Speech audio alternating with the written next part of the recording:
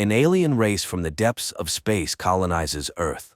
Millions of people from around the world are sent to work in mines on other planets. Those left on Earth are controlled with implanted tracking chips and giant alien robots positioned around the perimeters of cities. Oh wow, you hear me? Ah! Chicago, 2019. The city is under martial law due to a massive alien attack on all major cities of the world. The Drummond family, a father, a mother, and their 2 sons, tries to leave the city, but all exits are blocked. When a police officer stops their car at one of the exits, the father presses the gas pedal and breaks through the blockade. Entering an exit tunnel, the man is forced to stop as the exit is blocked by aliens. Taken by surprise, the father freezes, although his wife asks him to turn around. Suddenly, an unknown pulse tears through both adults sitting in the front seats. The children, looking up, see an incomprehensible creature standing right in front of their car's hood. 9 years later, the world, having surrendered without a fight to the invaders, is completely under their control. The operation of vital productions, including power plants, has been restored everywhere. The aliens are called legislators because all laws and rules now come from them. Over the years since Earth's surrender, the aliens have forced humans to build suitable living spaces for them underground, called closed zones, where only high-ranking human officials are allowed entry. It became clear that the alien invasion aimed at Earth's resources, their extraction, and exportation led to huge social stratification. The rich, working for the aliens, continue to live well, while the poor have lost all guarantees, including education and healthcare. Police lawlessness thrives, and the deportation of all undesirable people from the planet has begun. The alien systems block all communication lines, so people know nothing about the life of other cities and countries. Amidst this wave, a resistance emerged, planning an attack on the closed zone in Chicago. But the plan failed, the zone was unharmed, and the fate of the rebels remains unknown, although the police assure that they were all eliminated. And this was supposed to be the first spark from which a flame would ignite. 9 years after the failed uprising in Chicago, the police monitor anyone who raises even the slightest suspicion. Detective William Mulligan reviews video recordings from Gabriel's apartment, whose brother Rafe died in the uprising and was posthumously named a hero of the resistance. The guy goes through his usual morning routines, then wakes up his girlfriend, showing her a photo taken on the other side of the lake, where visiting is now prohibited. But the girl does not want to believe in a change in their lives and asks not to invent the impossible. Gabe leaves the house where his friend, who has obtained and repaired a boat, is already waiting for him, so they can sail out of the city tonight. But Gabe reminds him that he is under round-the-clock surveillance. Meanwhile, Mulligan reviews the newspapers and sees an advertisement for the Phoenix fire suppression system, after which he goes to his old friend Jane, who now runs a brothel. At the entrance, he sees the Phoenix emblem on the wall and notices the police chief. The owner greets Mulligan as a good friend and hands him a gift box, mentioning the Donnans and their gifts. Returning to the police station, he shares his findings. Phoenix exists and is preparing something for the New World Masters, but his partner does not believe that anyone could have survived the last purge. At this time in the subway, 2 resistance members meet because the newspaper advertisement is a battle readiness order given by their leader, whom they call First. He has learned that there is an entrance to the zone through the stadium, and soon there will be a Unity Festival, which high-ranking aliens will attend. The only thing left is to infiltrate. The next day, Gabe goes to work, having passed through the recognition system, since every person now has an identifier chip inside. The guy works in a data restoration center where he views millions of private videos a day and checks browser history requests. He sends all the collected information to the Central Information Center and destroys the carriers. Later, he receives a cigarette containing an unknown substance from his colleague and hides it behind his ear. After work, Gabe exits to the outside with a crowd of other workers and sees arriving guards grab and lead away one of the women. At the same time, an alien transport ship is sending off another batch of people as slaves for the alien mines from Earth. And around the perimeter of the city stand giant alien robots to prevent people from escaping. Gabe goes to the boat but is horrified at the sight of the weapon in his friend's hands. If they get caught, they will be instantly destroyed. Their scuffle is interrupted by the appearance of Mulligan, who orders Gabe to get into his car. He reminds the boy that he was his father's partner and now asks not to repeat his brother's mistakes and make the right choice. Gabriel has no information about Phoenix, and he does not intend to snitch, so the conversation goes nowhere. Gabriel goes to the person he is supposed to sell the acquired cigarette to, but the potential client pushes the boy into his van and, putting on them special collars that jam the tracking chip signal, drives him to the center of a destroyed district, where in one of the surviving buildings, Gabe meets his living brother. After a joyful reunion, Rafe tells him that he is the only survivor from his group. Unknown to him, Craftsman removed his chip, and now he has joined a new group. He takes the cigarette and, giving his brother a large sum of money, orders him to leave the area because Phoenix plans to attack the invaders. The brothers argue about the necessity of the uprising, but Rafe is sure that as long as there is time to fight, they should fight. Gabriel then rushes into his apartment and hurriedly starts packing, convincing his girlfriend to join him. The girl tries to persuade the boy to stay, and seeing the money and learning that Rafe is alive, asks the boy to think carefully, as they could then be recorded as accomplices. The couple argues, unaware that the police are closely listening to their conversation. Gabe leaves alone, but immediately encounters Mulligan, who was following him. Gabriel runs away from Mulligan and hides in the secret passages underground. He puts on the remaining collar, and the aliens' drones do not lose sight of him. Mulligan returns to the station, where he has an entire room dedicated to Phoenix, and notes that Rafe might be alive. At this time, Rafe's carrier pigeon reaches the recipient, and the information is passed along the chain to a secret IP center, where upon entering the received numbers, its worker displays Phoenix's target, an official who will gain access to the closed zone that day. The newspapers immediately publish Phoenix's announcement, and the group members receive the call. One of them, working on the radio, plays a conditional track heard by a man with a dog, who immediately takes her for a walk. Her bark is heard by a mechanic girl who rushes to her car. Later they arrive at an underground clinic where a doctor performs complex operations to remove the tracking chips. Then, he hands over the chips extracted from law-abiding citizens previously deceased from diseases, as well as special containers that need to be kept in the mouth, so they too will be recognized as law-abiding citizens. Meanwhile, one of the resistance members, serving as a priest, meets with Rafe. The pair goes to an arms dealer and receives invisible explosive material from a girl extracted from a crashed alien ship. If attached to an organic carrier's skin or hair, scanners will not be able to detect it. Later, the resistance group gathers together. The leader distributes containers with new chips and shows a photo of the person who will go to the aliens. Lastly, he hands out poison capsules to everyone, which will help avoid being captured alive by the enemy. The group freely enters the festival and attaches the invisible alien explosive device to an official. He goes to the arriving aliens and explodes with them.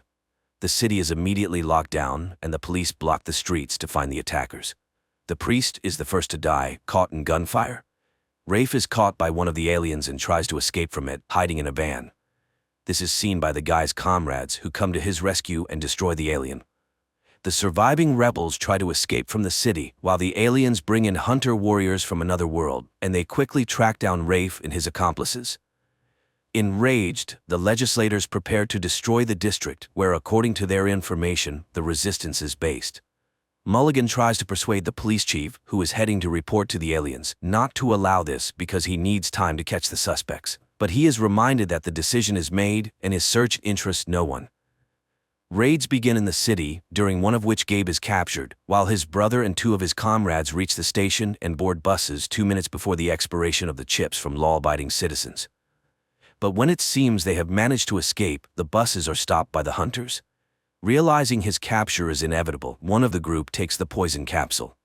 The mechanic girl attacks a hunter and is instantly vaporized. Rafe tries to run but is captured and brought to the police, where his brother is being interrogated at the same time. Mulligan shows him how Rafe is tortured to make him talk about Phoenix and give up first. Gabe learns that the city is preparing for destruction and agrees to send a message to the leader. He is brought to the surviving members of the resistance, and hearing that the guy allegedly knows ways into the zone, they agree to connect him with first. Gabe is brought to Jane Doe, who is number 1 and the leader of the resistance in the city. Upon seeing the boy, the woman calls him by name, which confuses Gabrielle, and at that moment, a police squad raids the brothel and kills Jane. The investigation reveals that Jane had installed listening devices to record conversations with police officers she served to gather secret information. Later, during a briefing with the aliens, Mulligan names the members of Phoenix who, learning about the death of First, voluntarily left this life. Before the invasion, Jane was a history teacher and changed her profession to gather secret information. Mulligan presents recordings obtained in the brothel, where it is heard that the police chief actively leaked secret information about the aliens. Captured resistance members are deported to alien mines, and Mulligan, having declared the neutralization of the Chicago threat, is appointed acting commissioner. Later, he meets with Gabe and puzzles the boy with a new thought. What if the failure of the uprising was planned? And he hands the boy a memory card, extracted from a phone once given to him by Jane. The next day, Gabe views its contents, a video dedicated to a party before his birth, where close family friends record messages for him. There, he sees both Mulligan and Jane Doe, who was acquainted with his mother, as well as some other members of Phoenix. Meanwhile, Mulligan is allowed to arrive at the Earth Control Center and meet with the legislators in their habitat. As he heads to the spaceship, the same invisible substance that was part of the explosive used in the stadium attack manifests on him, explaining that Mulligan is also part of the resistance, and the plan was organized so that he could infiltrate the main alien base and set off an explosion. During the credits, a map shows that the plan worked, and the city blockades were successfully lifted, after which many resistance foci flared up everywhere. This means that the plan to light a match and ignite a bonfire was a success, and humanity begins an active fight against the alien oppressors. Despite the film being labeled as science fiction, the message here is quite realistic. How will humanity behave when it realizes the possibility of its total occupation? Also, the filmmakers draw belief in victory from the history of humanity, using Lenin's motto, "A spark will kindle a flame." The struggle, the underground conspiracy. The film is full of revolutionary stylistics, and it watches like a real political thriller.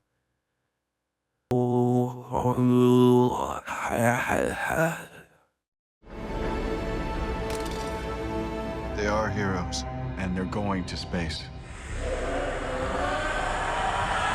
In 1963, the Cold War between the USA and the USSR intensifies, and nuclear war seems inevitable. Understanding that humanity could be wiped off the face of the earth, President John Kennedy orders the development of a secret plan to ensure humanity's survival. A group of scientists creates the spaceship Ascension and selects 600 volunteers who are sent to Proxima Centauri with the task of colonizing the planet. But the journey will take hundreds of years, meaning generations will succeed one another. 2 generations later, the ship is mainly inhabited by the grandchildren of the first astronauts, and the environment reflects the 1960s. In honor of the 51st anniversary of the launch, a grand party is held on the ship. Looking at the inhabitants, it seems the mission has been successful. People have obviously adapted to the living conditions. However, the first impression is deceptive, as social inequality exists here too. Wealthy and well-off families get good jobs and live on the upper decks, while the poor are limited in comfort. One day, a young woman named Lorelei picks up a package from the butcher and goes to swim on the artificial beach. But shortly afterward, a girl named Krista finds her lifeless body and alerts the ship with a loud scream.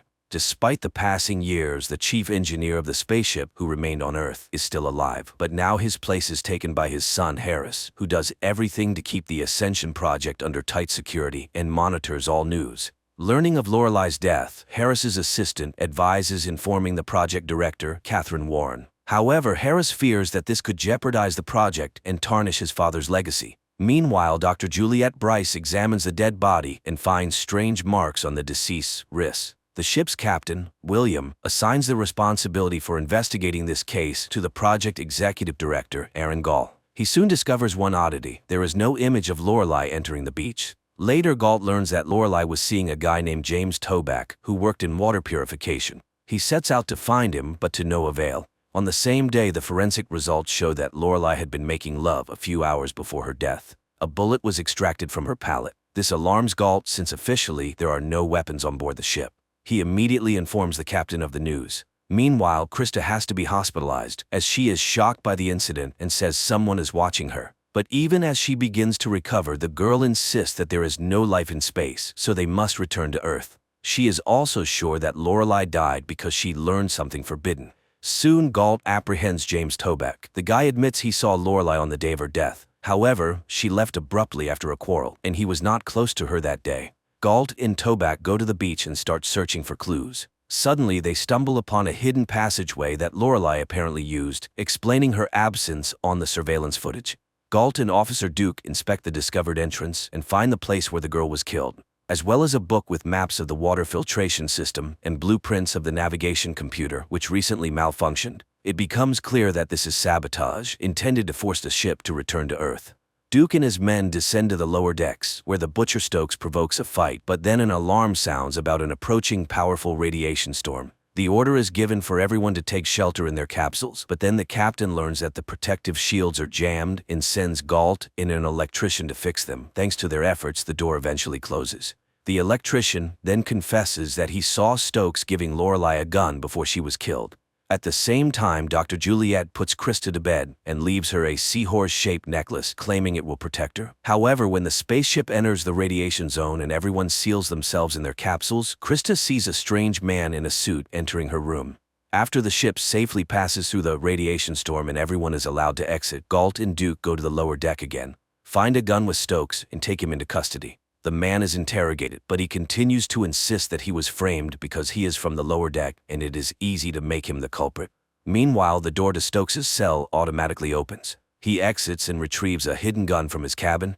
After the funeral, Galt speaks to the captain. William admits that he was close to Lorelei, but he did not kill her. It is then that Stokes appears, taking a random girl hostage. He demands a fair trial. Galt lunges at Stokes, freeing the girl. The captain quickly leads her to safety, while Stokes and Galt continue to fight. In the end, Stokes is ejected into space, but instead of instant death, he lands on an inflatable mattress where a group of people detains him. It becomes clear that the entire project is just a simulation, a test of the viability of generations of people in spaceflight. But the people on the ship believe they were sent on an important mission and have been flying in space for 51 years. Director Warren somehow learns about the recent events. Enraged, she storms into the Mission Control Center and warns Harris not to hide anything. Harris claims that Stokes is the murderer, but the director is not convinced, and she sends a consultant named Samantha Kruger to oversee the project. At the same time, an unknown man sets a bomb in the ship's cobalt generator, which explodes after some time.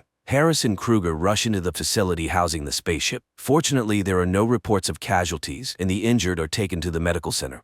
Captain William inspects the explosion site and discovers graffiti on the wall, confirming it was a deliberate act. But fearing accusations of incompetence, he conceals the true cause. Outside, Kruger demands access to the surveillance footage. On the ship, Galt goes to the lower decks to meet with the person responsible for the generators, named Dwight, but he panics and attacks the director. Regaining consciousness, Galt continues the investigation and learns that the explosion that killed his parents 20 years ago was similar to the recent one. He hypothesizes that Dwight was likely involved in Lorelei's murder because Stokes didn't know how to use a gun, therefore he couldn't have killed the girl. Harris and his assistant learn that the other side of the deck is no longer airtight, and the team inside can hear sounds from outside. This creates a risk of exposure. Galt finds Dwight and a fight ensues, during which Dwight somehow manages to escape and start a bomb timer. Alarmed, Harris orders everyone to leave the area immediately. Fortunately, Galt manages to defuse the bomb, but Dwight dies. Kruger blames Harris for this, but he argues the goal of the project is to determine human capabilities. However, later Harris gives Dr. Juliet's necklace to his wife, indicating that he was the one who broke into Krista's room and stole the necklace. At the same time, Kruger begins her own investigation and discovers that several scientists involved in the Ascension project were found dead or went missing in the 1960s. Meanwhile, on the ship, everyone prepares for the next round of vaccinations, but Krista refuses the shot, convinced that they want to kill her. The librarian volunteers to take the shot instead, but after receiving the medication, she loses consciousness. Kruger demands an explanation, but Harris insists that these are routine immunizations and is concerned for the girl who didn't get the shot. He orders the medicine to be added to milk, but Krista figures out his plan and pours it out. Kruger meets with Eva, the author of a website tracking the fates of 1960s scientists. Eva claims the government used the project as a cover to abduct children for participation. Later, an unknown man pursues Krista and tries to forcibly vaccinate her, but he injures himself and stains the girl's dress with his blood, allowing her to escape. Galt takes her to Dr. Juliet and convinces her to get the shot. While preparing, Krista tells Dr. Robert Bryce about visions she's had lately.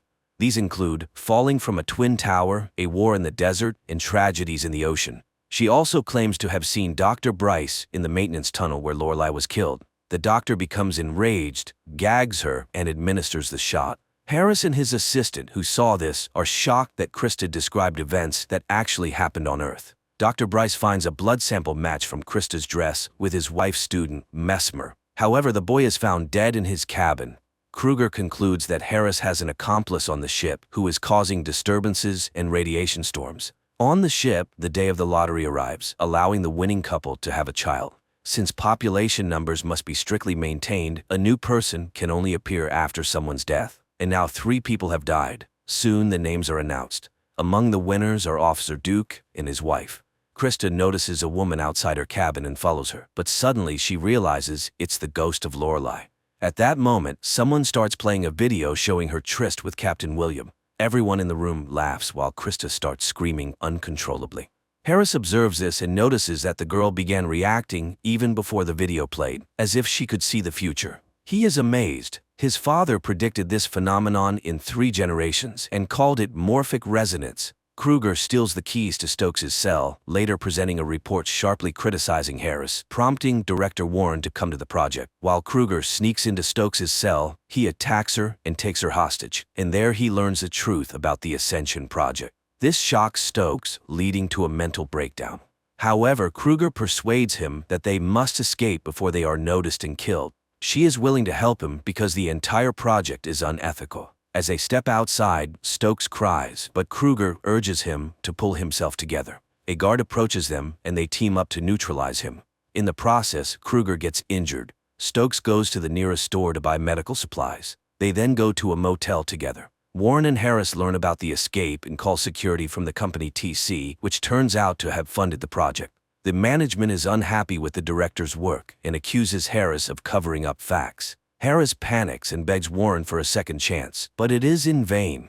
On the ship, Duke learns that Galt has started investigating his wife, suspecting her of killing Lorelai. He loses his temper and confronts Galt. At the same time, Krista has another vision. She foresees a violent fight between Duke and Galt and runs to the beach. Anxious, she unintentionally uses telekinesis. However, she loses control of her power and shuts down all the ship's electricity. Warren blames Harris for the incident and orders her henchmen to get rid of him. Terrified, Harris talks about morphic resonance. It turns out that Warren has long awaited this result. They rush to the control center and learn that all the ship's systems shut down due to a power surge, but the artificial stars still shine. Harris's father embedded the starlights in the ship's nuclear reactor to ensure the illusion's eternity. Harris suggests using the nuclear reactor to restore the system's functionality. Meanwhile, Toback receives a weak TV signal and informs Dr. Bryce. However, the latter sends the guy away under a flimsy pretext, then turns off the screen. It becomes clear that he is Harris's accomplice. Kruger meets with Eva and explains everything to her. She plans to flee abroad and seek asylum before exposing the project's deceit. Eva tries to dissuade her, and Kruger realizes that the journalist also works for the TC company. Eva confesses everything and shoots Kruger. Stokes manages to escape. The oxygen on the ship begins to run out. Captain William and Galt go to the lower decks to activate the carbon dioxide scrubbers and declare a radiation storm for the others to conserve oxygen.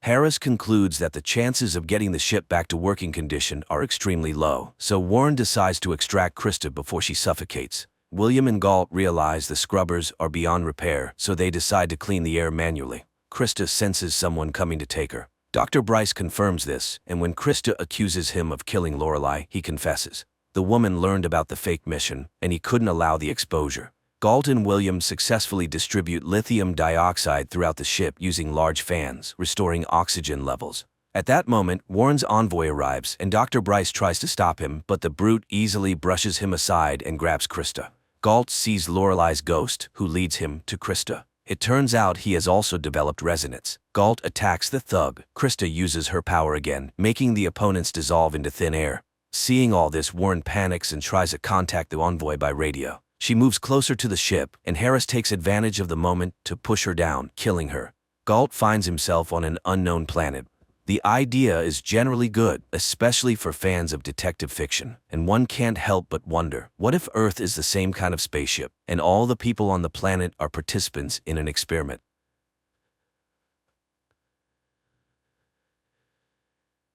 It all begins in a desert, where a lone child stumbles along, gnawing on a human finger, searching for his mother. A few miles away, a car drives down a road that abruptly ends in the middle of the desert. The man driving the car steps out and continues on foot. Wyndham is a photographer who came here to capture the solar eclipse. After taking a few photos and noticing that the day is coming to an end, he tries to return to his car but unexpectedly encounters a boy who seems lost and frightened. Wyndham is ready to help, but the boy doesn't seem to want it. He points in the direction where he lost his parents and walks away. Trying to help the boy find his way home, Wyndham follows him, but the boy rudely refuses his support and leaves. The man is left alone in the darkness, with no way to return to civilization. Wyndham lies down to sleep on the ground but struggles to do so, reliving the day's events in his mind. Suddenly, he hears strange sounds. He follows the noise and soon finds stakes with ropes strung between them, from which hang bottles that produce a melodious chime in the desert. Before him is a large canyon, at the bottom of which stands a wooden house, around which a woman is wandering, singing a song. Wyndham asks for help, but she enters the house, as if not hearing his pleas. He finds an iron ladder leading down and begins to descend. However, the ladder only reaches halfway down the canyon, and from there, it's just an ordinary rope ladder. Wyndham overcomes both and approaches the house. He knocks persistently at the door, but receives no answer. So, Wyndham opens the door himself and enters. The woman, standing at the stove, greets him calmly, as if she had been expecting his arrival. She offers him dinner, and although he refuses, she serves him some soup and places it before him on the table. Wyndham is grateful for her hospitality, but continues to ask questions about how to leave this strange place. He tells her about the boy he met and asks for water. The woman, named Alina, suggests that he rest until morning, and Wyndham gratefully accepts her care. He lies down in the bed she points out, observing as Alina tidies herself and notes that she is young and beautiful. The next morning, he gathers his things and heads outside, hoping to find a way home. But strangely, he cannot find the rope ladder he descended the previous day. Without it, reaching the iron section is impossible. Wyndham returns to the house and, taking out his camera, takes pictures of the surroundings and the drawings on the canyon walls. Everything is quite gloomy and reminds him of death in all its forms. He then notices Alina, who is busy repairing the roof, and asks her about the missing ladder, but she either does not understand what he is talking about or pretends not to. Although her words imply that there are other residents here, she does not tell him anything directly. Disappointed, Wyndham walks around the canyon, periodically calling for help, but to no avail. Later, Alina asks him to undress so she can wash his clothes, saying it wouldn't be proper to return home so dirty. The man has no choice but to comply. That night, he struggles to sleep again, goes outside, and once again tries to find a way out, but there is none. In the morning, he searches the house and, finding a hammer, tries to climb the canyon wall. Suddenly, he notices a movement above, and then a chicken carcass falls down, causing him to lose his balance and fall. Wyndham regains consciousness in the darkness. His leg is injured by his own hammer, and he cries out in pain. Alina rushes to help him, but she does not answer his questions about the children he saw on the cliff. For several days, he drifts in and out of fever, unable to distinguish between night and day, unsure if he is truly seeing children around him. But the day of recovery comes. Limping, Wyndham makes his way outside. He demands that Alina tell the children above to pull him out of there, but she pretends not to understand him. She offers him to stay, promising to take care of him and ensure his well-being. But Wyndham doesn't need this. He wants to return home, to his work. He rudely pushes Alina away, rejecting any help. The man examines his leg and realizes that it will be a long time before he can use it fully. Suddenly, he hears voices from above and looks up to see the boy holding a little girl by the hand. The pair cheerfully ask how they can help, and upon learning that Wyndham wants to climb up, the boy promises to bring ropes and pull him out with his winch. But before leaving, he asks a rather strange question about Wyndham's favorite color. Wyndham replies that it's red and begs them to hurry. The boy and girl leave, and Wyndham checks his wallet in his pocket, not intending to return for his other belongings. Suddenly, a rope falls from above, and the same boy advises him to tie himself tightly, which Wyndham does. They begin to pull him up, and the man is already anticipating his rescue, but about halfway up, the rope stops. Dangling over the canyon, Wyndham screams, then tries to climb the rope himself, but lacks the strength and ends up hanging helplessly under the merciless sun. He regains consciousness from moisture, but when he looks up, he sees the boy spraying him with a hose, mocking the helpless man. Several other children appear on the cliff, ranging from very young to older teens. They are all dressed in clothes obviously taken from other people and behave inappropriately. Taunting Wyndham, they start swinging the rope, causing him to crash into the canyon walls, instinctively calling out for help from Alina. He sees the woman shouting angrily at the foolish children and loses consciousness after another blow to the wall. That night, he wakes up in bed and immediately tries to get up. Alina doesn't understand where he is headed, but Wyndham is willing to do anything to escape. The woman explains that the children are homeless, gathered in the desert together, surviving as best they can. Neither of them notices that while they talk, the children stand on the cliff, watching the house's windows burn. The next day, Wyndham watches as Alina releases a bird, envying its ability to fly. The woman brings him a spare set of clothes from somewhere, and although he didn't ask for them, he is touched by her care. Time passes. One day, Wyndham plants a small garden at the bottom of the canyon. Occasionally, the children bring them various items, food and drinks, which surprises Wyndham since there are no stores around. He doesn't understand their behavior. First, they feed him, then they mock him, but Alina accepts it all as normal. The man becomes more involved in the household, marveling at Alina's quiet demeanor. One night, he tries to ask her questions, which are interrupted by cries from the yard. Alina advises Wyndham not to go outside when the children behave like that, but he rushes out into the night and sees the boys, dressed in outlandish clothes, gathered around the house. They start taunting him, pushing and beating him, but suddenly disappear into the night. Wyndham demands answers from Alina. Who are these children? Why do they live here? And why does she stay in this horrible place? But the woman remains calm, not admitting that she is a prisoner. That evening, she comes to Wyndham. The man, starved for female attention, eagerly welcomes her. Time passes, and the first sprouts appear in Wyndham's garden. One day, the boy in the cap calls to him from above. He is friendly and promises to bring some soda. Wyndham returns to his plants and unexpectedly finds a wedding ring and car keys buried in the sand. That evening, Alina shows him a portrait of a woman. Calling her the first mother, she confesses that she is expecting his child. Stunned, Wyndham can't believe his ears. He never wanted to have children here, especially with a woman he barely knows. He yells at Alina, but he has no choice but to accept it. The next morning, he finds his garden destroyed by local birds, but Alina willingly helps him replant, which earns his gratitude. Gradually, life in the house falls into some semblance of order. Alina runs the household, and Wyndham exercises, working on his leg. One day, the boy in the cap visits again. He is very curious and asks Wyndham many questions. Wyndham asks him to help Alina, as she is going to have a child, and they will need a doctor. The man asks the boy to bring some rope and something heavy to use as a counterweight. He plans to climb out and take them to the city, where he can take care of the woman and the boy. The boy promises to do everything when everyone is asleep or gone, but then one of the older boys appears and takes him away. Later, Wyndham tells Alina that the boy wants to study, that he is smart, different from the others, and wants to live differently. The man wants to help him, and help her too, but Alina reacts strangely. She tries to find out exactly what Wyndham is missing here. When he mentions freedom, Alina is puzzled. After all, no one forbids him from doing anything here. Isn't that freedom? Then the man tells her about the outside world, remembering the ocean and a cheeseburger. Alina doesn't know what that is, so Wyndham explains what the dish consists of. The woman admits that her mother used to say that mirages live outside.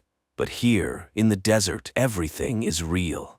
Wyndham takes out his camera and shows her the photos he took on the day he ended up here. But what impresses the woman is not the solar eclipse, but a random shot in the car with music playing in the background. At night, he has nightmares about the terrifying faces of the children mocking someone. In the morning, he hears Alina's terrible scream from the yard, and rushing outside, he sees the boy in the cap crucified over the canyon on wires. The savages stand on the cliff, laughing. The woman suddenly declares that brothers wouldn't do such a thing. She accuses Wyndham of killing her son and strikes him on the head with a board. When he comes to, Wyndham finds himself in a cage. Despite his pleas and begging, Alina has no intention of letting him go. She feeds him like an animal, and her children come to watch his suffering. One day, he sees a girl standing on the cliff. She is clearly not from here. Wyndham catches her attention, though he is terrified to shout, fearing to wake Alina. Whispering, he begs the girl to call for help. She understands him, promises to do everything necessary, and leaves, assuring him she will return soon. Wyndham waits in hiding, watching the heavily pregnant Alina as she goes about her chores. Suddenly, he hears screams and sees the savages catching the girl. They drag her to the cliff and dramatically kill her before his eyes. Time passes. Wyndham remains in the cage. He involuntarily witnesses unnatural rituals performed by Alina, her children, and her brothers. One day, he suddenly tells Alina that he wants to stay here forever, to raise his child and love Alina, who will become his queen.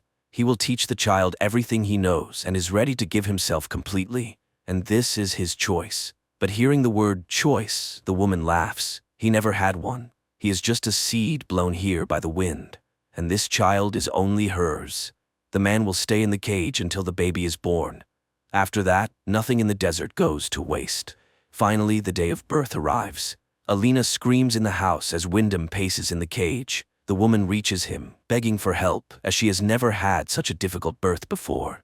She releases the man from the cage, and he does his best to ease her pain. The children stand on the cliff, watching what is happening. Suddenly, Wyndham sees a ladder descending from above, but Alina cries out, and he stays by her side. The child is born at the moment of the solar eclipse. Wyndham takes the baby girl in his arms and kisses her, overjoyed to be a father. Alina begs him to give the baby to her, and when she receives the child, she promises to feed and protect her until she becomes the new mother. Then she will fulfill her purpose, just as Wyndham has fulfilled his now. At that moment, the boy sneaks up and slits the man's throat, exulting over the collapsing body, assuring him that he is doing it for the mother. Later, Alina gathers Wyndham's belongings and packs them in a chest, then goes to the baby, promising her that everything will be fine. Meanwhile, Wyndham's body decomposes in the yard of the house, sprouting grass and turning to dust. This is where this unusual film ends.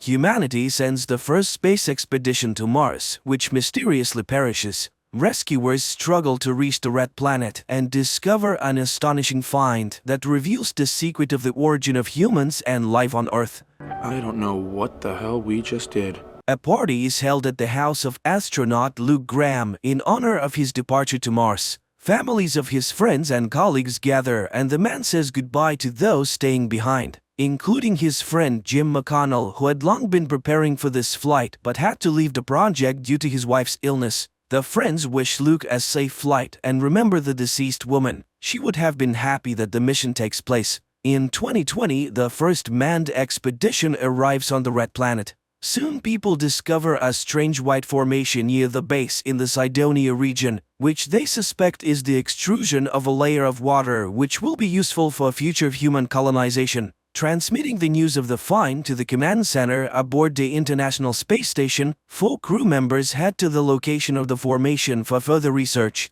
Arriving on site, people see a tall mountain which radar identifies as metallic. Then the astronauts begin to hear a strange low sound, but they think is just interference from their Mars rover. And when they increase the power of their equipment, the sand beneath their feet starts to move. At first, this doesn't cause much concern. The astronauts stay in place, examining the mountain, above which a sand whirlwind is growing. But soon it begins to behave like a sentient being, seemingly examining the newcomers and then attacking them, killing 3 astronauts within seconds, and then emitting a powerful electromagnetic pulse, destroying most of the working electronics aboard the ship. After the whirlwind subsides, a huge human face carved out of dense material appears from under the layer of sand. The space station receives an unintelligible message from Luke, but they do not understand what happened and whether Luke is alive. The leadership realizes that the rescue expedition needs to be organized, but how this can be done technically is unclear.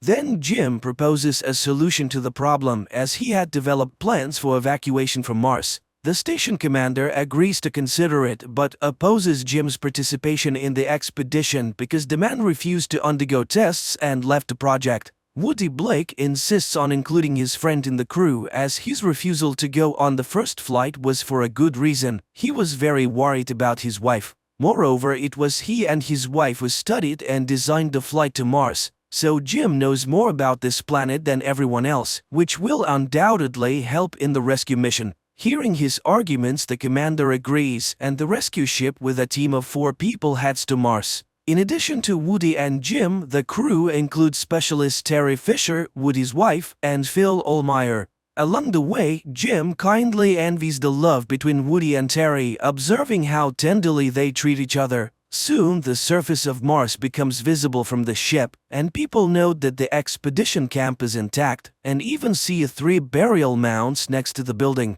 It is unclear what happened to Luke. Maybe there was simply no one to bury him. Soon, a magnetic storm covers the planet, and the astronauts can no longer see anything. Command gives permission to land. Woody goes to share the news with Jim and catches him watching a family movie from which it becomes clear that his wife was also an astronaut, and together with her husband they dreamed of flying to Mars. The ship is preparing to enter orbit around the red planet, but then a swarm of micrometeorites appears in its path, and one of the meteorites punctures the hull, injuring Phil's arm. The station begins to lose air, and Woody goes into open space to find and fix the breach. However, the breach is so small that it cannot be visually detected, and then Terry squeezes out juice which floats to the hole and seeps through it, indicating the breach. However, the crew does not notice another breach in the fuel line of one of the main engines. When the engine ignites, the fuel displaced into space explodes, destroying the ship.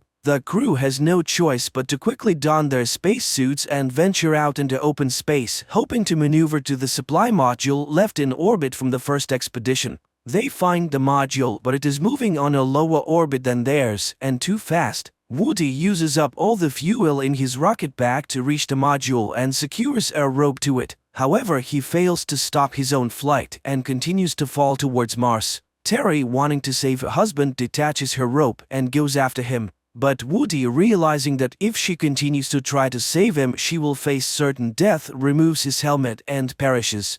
Crying, Terry watches her husband's body fall to the planet and then returns to the others. The 3 astronauts land on the planet using the module. Although the module itself will not be able to take off again, the rescuers brought with them new motherboards for the first expedition ship, replacing the burnt-out ones. Upon arriving at the base of the first expedition, they explore it, but find no one. Although the living quarters are completely intact, Jim goes to the greenhouse and is amazed that all the plants are doing well, everything is functioning and working. The astronaut removes his helmet, and in the reflection on the water, he sees Luke with an axe attacking him, not believing that this is a real person, not a vision. The man is seized, and only then does he begin to believe that they have come for him. The astronauts understand that Luke is not entirely mentally stable, as he has spent more than a year on Mars in complete isolation from the world. After recovering from the sandstorm attack, he buried the deceased and began studying the strange structure. He shows the rescue team the video recording of the discovery that cost his crew members their lives, and people are astonished, realizing that they are looking at the face of a humanoid. He then demonstrates his most important find, a recording of the sound he heard near the formation. After several months of analyzing the sound, he understood that it represents a diagram of human DNA on a rectangular coordinate system in space. Someone left it here as their signature, but later, remembering how Phil created the DNA of his ideal lover from candy, Jim realizes that this is not a signature. In reality, it is a peculiar test left by the creators instead of a lock guarding the entrance to somewhere. It turns out that the first expedition perished because they answered incorrectly.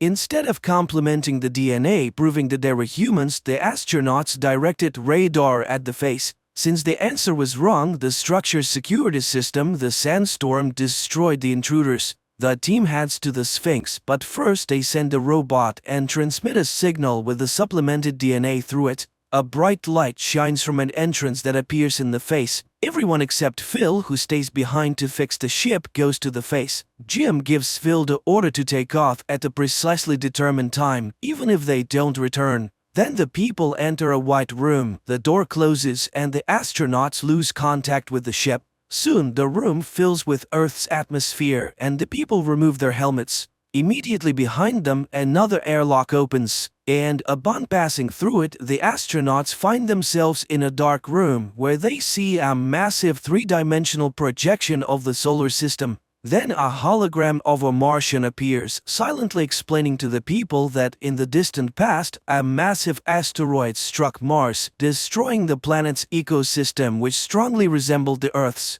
The Martians had to evacuate their race to other star systems, but they also sent a ship from Mars to neighboring Earth containing the seeds of future life. Hundreds of millions of years later, multicellular plants and animals appeared on the planet, and no one could explain how it happened. Many years have passed since this panspermia. The new forms that emerged from the sent DNA evolved and became humans. They were supposed to return home to Mars one day so that the Sphinx would recognize them as the descendants of the grandiose experiment. The hologram reaches out to the Earthling, conveying that they belong to the same species. The Martian hologram disappears, and in front of them opens the hatch of a spaceship on which someone from them can fly to the new home of the Martians. At this time, Phil unsuccessfully tries to contact his friends and prepares for takeoff. The people hear his warning that the storm is getting stronger and will soon engulf the ship. They realize that they need to hurry,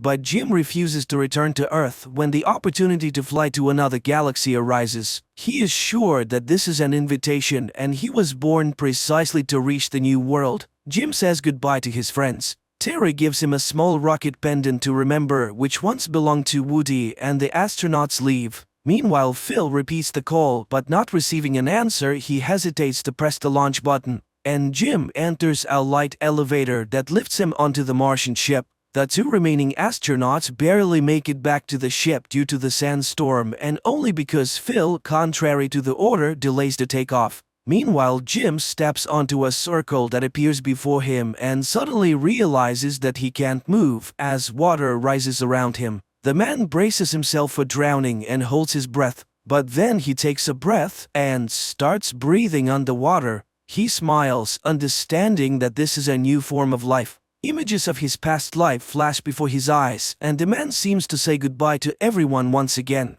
His crew, having taken off, watches through the porthole as the Martian ship with Jim on board flies away at high speed toward a distant galaxy and wishes him a safe journey. This good, kind-hearted science fiction film that was shot many years ago does not stand out for its dynamic plot, but despite numerous scientific inaccuracies, it is interesting to watch and keeps the tension until the last seconds.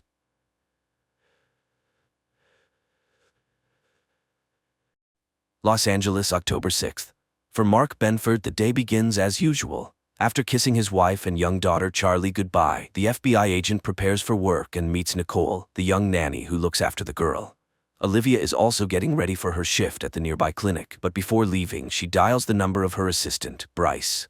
However, at that moment, he arrives at the pier, intending to take his own life. At work, Mark and his partner Dimitri begin surveillance of a suspect. When the woman is joined by accomplices, the agents start a pursuit. The suspects notice the surveillance, leading to a high-speed chase. At the pier, Bryce prepares to pull the trigger, while the entire city remains unaware of what is about to happen. Mark takes a sharp turn, and something strange happens. His entire life flashes before his eyes. In this vision, the agent sees a board with clues and connections, and then he hides from bandits who have come after him. Coming to his senses, Mark realizes that he wasn't the only one who blacked out. Chaos ensues around him. Hundreds of cars have collided, and people are frantically trying to find help. The agents spot the suspect's car and head towards it. Only the woman remains alive, but she babbles something nonsensical about frightened horses. Mark leaves Dimitri by the car and rushes to his wife to check on her. As he runs through the streets, he realizes the situation is much more serious. The blackout affected the entire city and caused widespread destruction. Olivia informs her husband that hundreds of injured people are being brought to the hospital. She ends the call and attends to a patient, a boy involved in an accident. Amazingly, the teenager recognizes Olivia and calls her by name. At the bureau, the staff is urgently gathered, and Stan Wadek reports the first piece of information. People around the world lost consciousness. It is evident that millions of people died because of the blackout. But Mark is concerned about something else. He admits that he didn't just lose consciousness. During that time, it felt as though he was transported 6 months into the future, to April 29th, and he clearly saw what would happen to him on that day. His colleagues support him, and everyone shares their visions. Only Dimitri remains silent. During the blackout, he saw nothing. Mark and Dimitri organize a board to collect clues, and Benford recognizes it as the one from his vision. He mentions a name that stuck with him, D. Gibbons. According to him, this name is where the investigation should begin. Olivia hesitates, but eventually decides to tell her husband about her vision. She saw herself happy, but with another man. Mark convinces himself that it might just be an illusion, but his vision starts to come true that same evening. Charlie gives her father a bracelet that he saw on his wrist. Olivia has to take Charlie to the clinic so she won't be left alone. While she revives her daughter's favorite toy, Lloyd, the father of the injured boy. Dylan enters the room. The doctor is horrified to recognize Lloyd as the man from her vision, but he doesn't recognize her. In his memory, he didn't see his companion's face because he was always turned away. Meanwhile, the agents return to work, and unexpectedly, Dee Gibbons herself comes to the bureau. It turns out she is a religious woman who brings the agents cupcakes and doesn't understand what role she is supposed to play in the global blackout. The agents check Dee Gibbons and find out that on the day of the catastrophe, someone else with the same name used her credit card. Without delay, the agents fly to Utah, where they are met by Sheriff Keeban. During the conversation, the young woman mentions that she, like Dimitri, saw nothing during the blackout, and the guy hopes that it was just a peculiarity of some people. While the agents try to find Dee Gibbons, the bureau studies a strange video. A man who remained conscious was spotted at a baseball stadium. Mark notices an abandoned doll factory, and recalling an image from his vision, suggests checking the building. The agents immediately realize that someone is inside the factory, but they fail to remain unnoticed. An alarm goes off, and hundreds of dolls begin to sing. Mark and Dimitri find the suspect, but they don't see his face. The psychopath utters a strange phrase and throws a lit lighter. Sheriff Keeban dies from shrapnel injuries. Dimitri understands that his fear is not unfounded. He didn't see his future because that day will not come for him. Checking Dee Gibbons' phone yields results. The unknown person called an unidentified guy from the stadium. Hawk tells Dimitri about her vision. The girl saw herself pregnant in an ultrasound room. Following her colleague's advice, she decides to post her vision on the website that the FBI created to collect memories. Noah decides to follow suit. He also posts his information on the Mosaic website, stating that he saw nothing. The guy's inquiry is answered that same evening. An unknown woman calls from a hidden number and says she saw an intelligence report. According to it, the agent will die on March 15th. A maximum security prison in Germany. One of the inmates, Rudolf Geyer, strolls through the yard chatting with a guard about the blackout. That same day, Mark receives a message from the old man. He knows what caused the blackout, but will only tell Agent Benford in person. Dimitri meets Zoe, his fiancée. The girl happily tells him that in her vision she saw their wedding in Hawaii, and the agent begins to hope that he can change his fate. Mark gets permission for a trip to Munich. He meets with the old man, but Geyer promises to reveal the truth only if he is deported to the US and all charges against him are dropped. Dimitri meets the customs officer from Geyer's vision, and he confirms the old man's memories. The old prisoner gets his way. He receives a pardon, but when it comes to his testimony, it turns out that he only knows about the dead crows and that it is somehow connected to the scriptures. Benford hopes that the old man's words will be of some use. He asks Hawk to check all cases of mass bird deaths. The agents manage to find out that a similar incident was recorded in Somalia many years ago. Mark asks to be sent to Somalia, but after the failure in Germany, the agent's request is denied. Then Benford asks Al to contact a former suspect in a hacking case to help him obtain the necessary information. Meanwhile, Dimitri returns to interrogate the girl they were tailing on the day of the blackout. The guy is sure she knows what happened, but she insists that the agents are looking in the wrong place and that Dimitri should hurry, as he has little time left. Despite Olivia's request to transfer Dylan, he is kept in the ward, but she doesn't even suspect that the boy's father, Lloyd, poses a threat not only to her family. Answering a phone call, Lloyd talks to his accomplice, the one who, together with him, caused the worldwide blackout. The agents are attacked. This prompts the CIA to get involved, and all agents are sent for a polygraph test to determine why someone is now trying to eliminate them. After the interrogation, the government convenes a meeting to decide whether to continue funding the Mosaic project. Stan understands that this is the only way to gather enough information, and they must defend their case. The Senate hearings begin at 10:30 p.m., and the floor is given to Agent Benford. Mark starts to falter in his testimony because he hesitates to tell the truth. In his vision, he was drunk. While Mark struggles, his colleagues find something interesting. In satellite images, they find strange towers in Somalia. Hawk immediately informs Mark of the discovery. After a private conversation with the president, Stan finds his subordinates and tells Mark that they have secured funding. Mark calls Janice to share the good news and to warn her that they will soon return from Washington, but at that moment, the agents are attacked for the second time. In the dining car, a passenger notices an attractive fellow traveler, and to get her attention, he starts talking about the blackout. While he tries to charm the beauty, hoping to lure her to his compartment, Janice Hawk is brought to the hospital in critical condition. Learning about the attack, Olivia tries to call her husband, but soon, he personally appears at the hospital with his colleagues. The agents visit the deceased attackers. Examining the bodies, Dimitri finds a mark on one of them, a blue hand. Mark saw the exact same symbol in his memories, and it was somehow connected to the worldwide blackout. Dr. Simon Campos, the charming guy from the train, gets what he wants, and the girl ends up in his bed, but soon she begins to regret it. The stranger tells her that in his vision, he takes someone's life and enjoys it. Lloyd arranges a party for his son and brings him a Halloween costume. But as soon as the man gets distracted, Dylan leaves. The boy gets on the first bus he finds and makes his way to the right address. Dylan enters the Benford house uninvited, calling it his home. Dimitri finds another blue hand, but this time on a road sign. Following the direction indicated, he sees another marker and continues on. The nanny calls Mark and tells him about the little guest.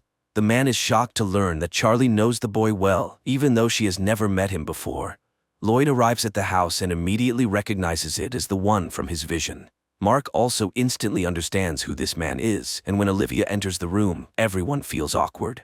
The agents arrive at an abandoned house, which is also marked with a blue hand. Breaking in, they find several bodies with their hands smeared in blue paint. Returning his son to the hospital, Lloyd decides to head home for some rest, but in the backseat of his car, an old acquaintance is waiting. Dr. Simon Campos, the pathologist, informs the agents that all the deceased found in the abandoned house had taken their own lives. Agent Fiona Banks arrives from London at the bureau. Her American colleagues brief her on the Blue Hand ghost community. It consists of those who did not see their future, including all the deceased discovered in the abandoned house.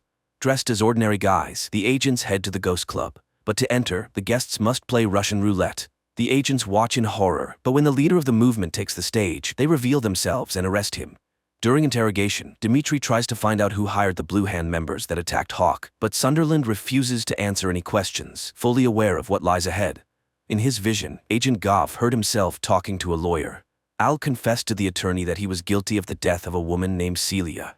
Tormented by these memories, Goff leaves Dimitri a letter and heads to the roof. To change his fate and avoid being responsible for someone's death, he makes a fateful decision. In his final letter, Al gives hope to everyone who saw something terrible in their visions. He assures people that the future can be changed.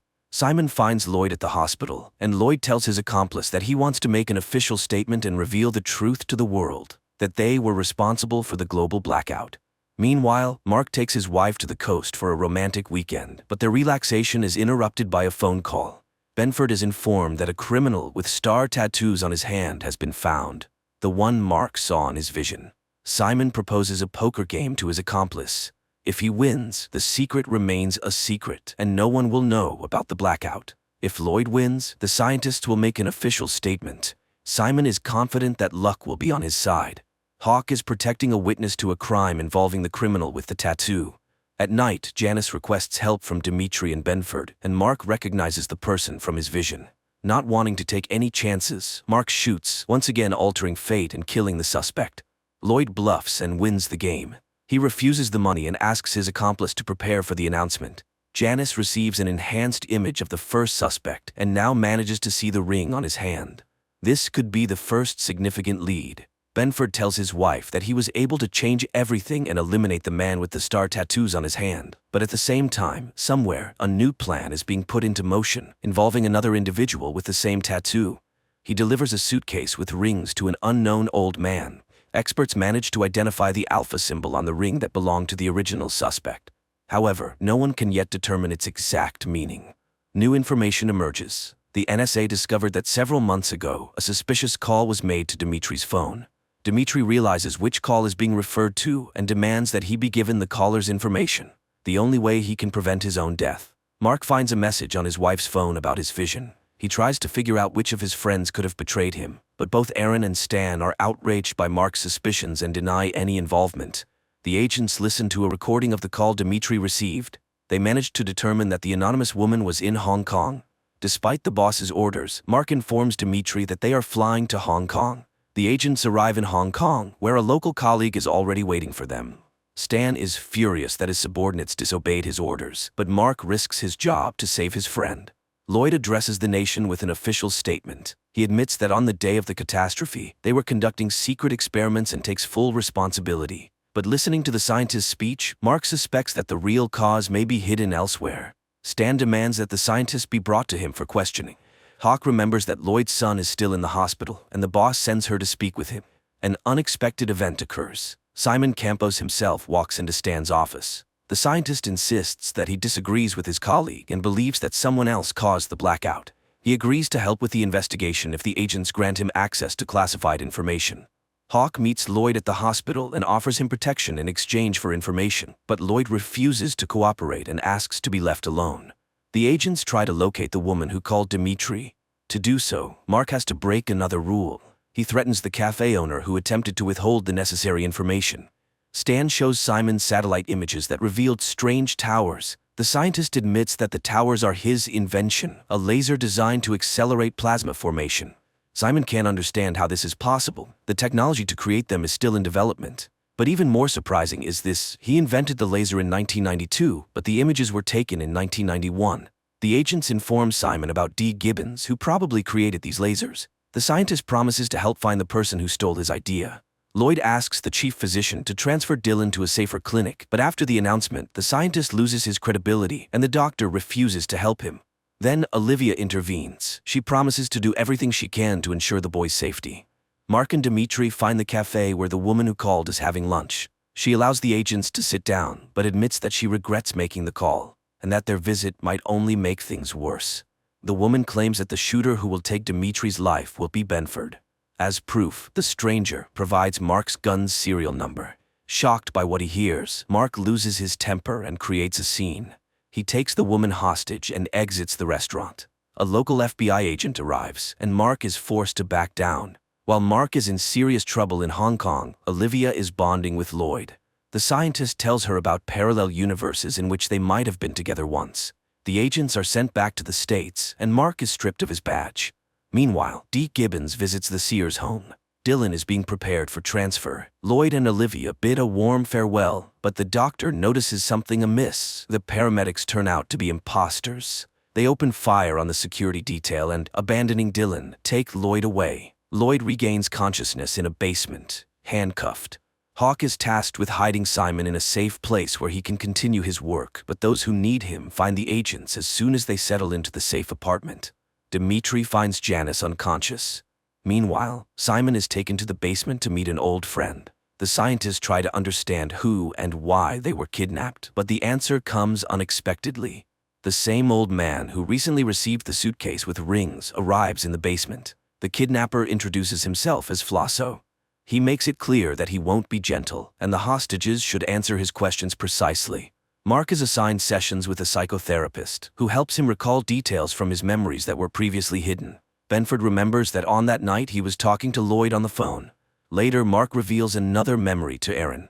In his conversation with Lloyd, he mentioned a second blackout. Lloyd remains silent, realizing that his revelations could lead to a catastrophe, but Flosso finds a way to make the scientist talk. He has Simon's finger cut off right before Lloyd's eyes.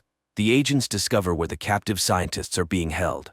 On the way to the basement, Dimitri calls Janice and asks her to join the operation. Unable to resist any longer, Lloyd tells everything that happened during the experiment, giving Flosso specific details. At that moment, the agents storm the location, but it turns out to be empty. The only thing awaiting the agents is a booby trap.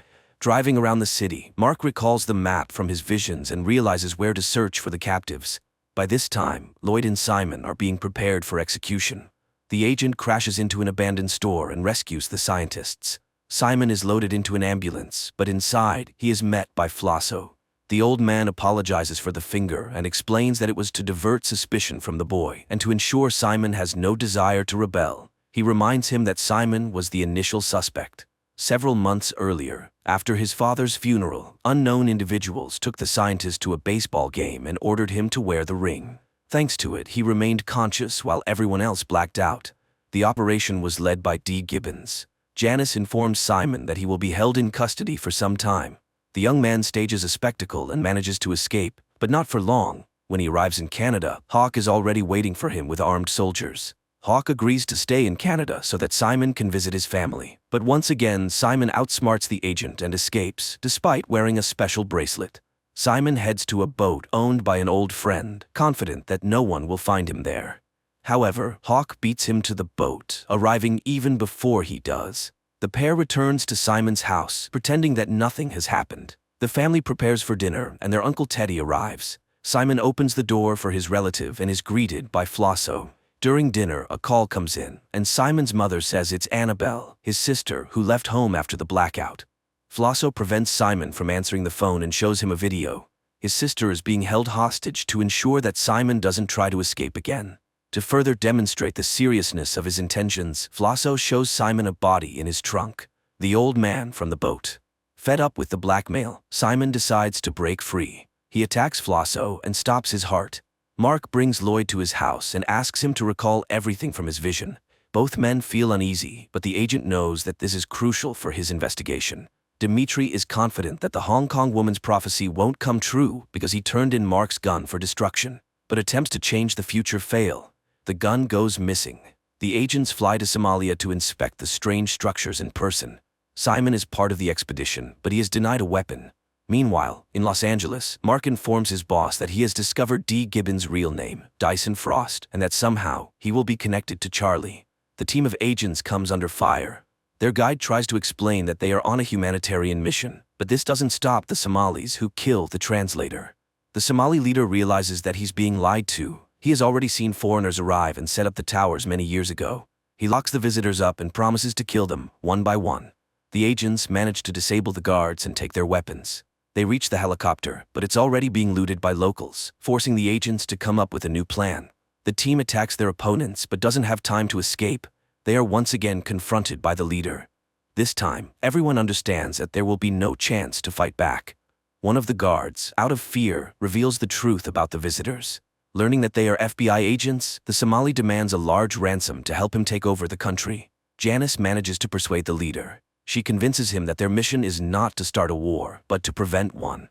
The Somali helps the group reach one of the towers. Simon examines the structure with surprise, noting that it was built exactly according to his design, but long before he developed it. Dimitri discovers a videotape that has been stored in the tower for 18 years. On the tape, the Somali recognizes his fellow tribesman, whom he believed died during the first blackout. The agents also identify the experiment's author. It was D. Gibbons. Exploring the tower's tunnels, the agents find a sealed room where villagers were imprisoned. Judging by the remains, the experiment's participants were killed. The Somali leader is enraged by what he sees and plans to take revenge on the Americans, but Vogel acts faster, leaving the Somali leader lying with his tribesmen. Dimitri reviews the tape again, and the next few seconds shock him. D. Gibbons from 1991 addresses him by name. The recording is sent to the department. Mark watches the message left by Gibbons many years ago. Following the criminal's clues, Benford deciphers the chess code and dials the phone number that Gibbons left specifically for the agents. Mark arrives at a chess club to meet someone who could help in the search for the scientist, but the only witness has been killed. Benford realizes that there is someone in the department leaking information. To find out who the traitor is, Agent Vogel gathers everyone in the conference room, and a special team searches the employees' offices. A bug is found on Mark's desk. Everyone with access to the office falls under suspicion, creating tension among the colleagues. The agents are most suspicious of Janice. Recently, she has taken many days off, which she struggles to explain, but she deflects suspicion by accusing Marcy, a colleague with family problems. Dimitri reviews the camera footage and notices a pattern. Marcy was signaling with a coffee cup. Mark looks up at the girl and she understands everything. A shootout ensues in the office. Marcy kills her colleagues and runs outside. Her accomplice arrives on a motorcycle to help her escape, but Janice manages to prevent the getaway. Benford receives a call from Dyson Frost. He offers the agent a personal meeting and promises to call back. Janice and Simon head to the underground parking garage where the girl suddenly stops. She tells the scientist that his signal has been received. Her boss is ready to talk to him. Simon realizes that Marcy was just a distraction. The real traitor has always been Hawk. The police inform the feds that a crime was committed the previous night using the stolen gun. Dimitri catches up with Marcy to find out to whom she passed the gun, but she only says that preventing Dimitri's death is impossible. The agents receive a signal that a criminal with Mark's gun is committing a crime in the city center. Dimitri steps forward, trying to distract the guy and persuade him to release the hostage. As soon as the assailant lowers his guard, Dimitri shoots. Despite the successful outcome, there is no relief. The gun in the attacker's possession has a different serial number. Agent Dimitri prepares for his wedding, trying not to think about the future. But while the bride and guests wait for him at the church, D. Gibbons attacks him at his home. Mark decides to inform his wife about his missing friend, and while she is on the phone, D. Gibbons sits down next to Charlie. The agents carefully interrogate Charlie, and the girl describes her conversation with the stranger. She also hands over a picture the old man left her. Mark and his colleagues prepare to visit the address that D. Gibbons provided with the picture. Meanwhile, Dimitri finds himself at the mercy of a gun, which the villain has attached to a special device. The mad scientist enthusiastically tells his hostage about his inventions and plans. He claims that Dimitri's death is his only chance to save his own life. Benford arrives at the designated location. Finally, a teenager approaches the agent and hands him a backpack with a phone. The agent follows all of the criminal's instructions without question to save his friend. He leaves his colleagues behind and, getting into the prepared car, successfully evades pursuit. D. Gibbons directs Mark along a highway through the countryside. Constantly checking his watch, the agent continues his journey through the mountains. Finally, he spots D. Gibbons. The old man raises his gun and orders the agent to handcuff himself. Mark distracts the old man and attacks him.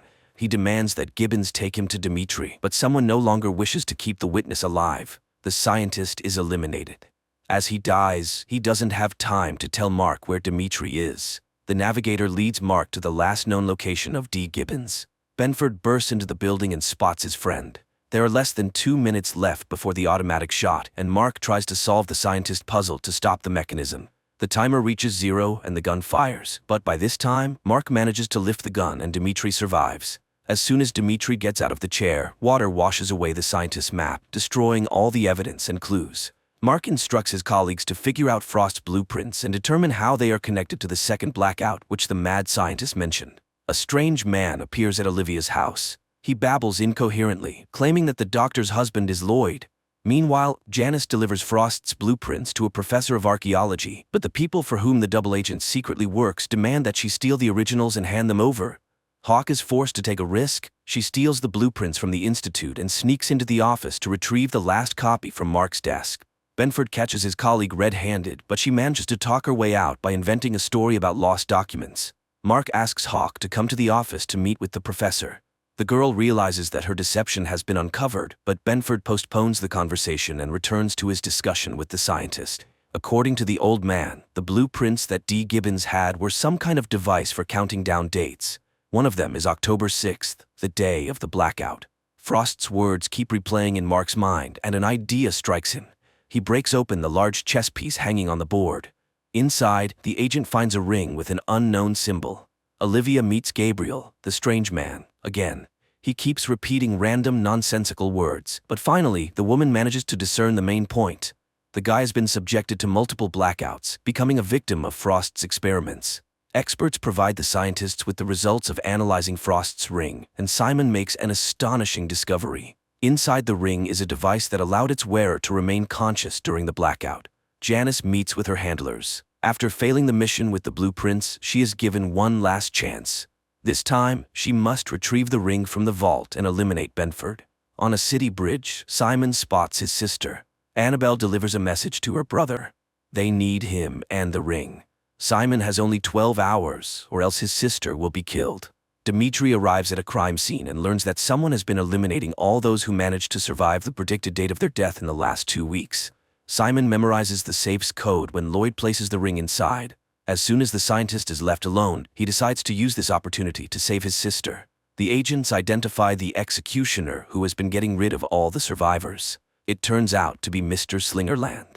The agents catch the psycho just as he tries to dispose of another victim, but despite all efforts to save her, an agent accidentally hits the girl. Mark discovers a minivan and Annabelle inside. He informs Simon, but it's already too late. The scientist escapes with the ring. The agents investigate Simon and his alibi for the day of the blackout. Using special software, they establish that he was indeed the prime suspect at the baseball stadium. Olivia brings Gabriel to Mark's office to help find clues. According to the madman, Benford's wall is full of errors, and he forces the agent to redo everything according to his notebook. During interrogation, Gabriel says that Frost wasn't the only leader. There was someone much more important, and he will repeat the blackout very soon. The deranged stranger shows a portrait of this person.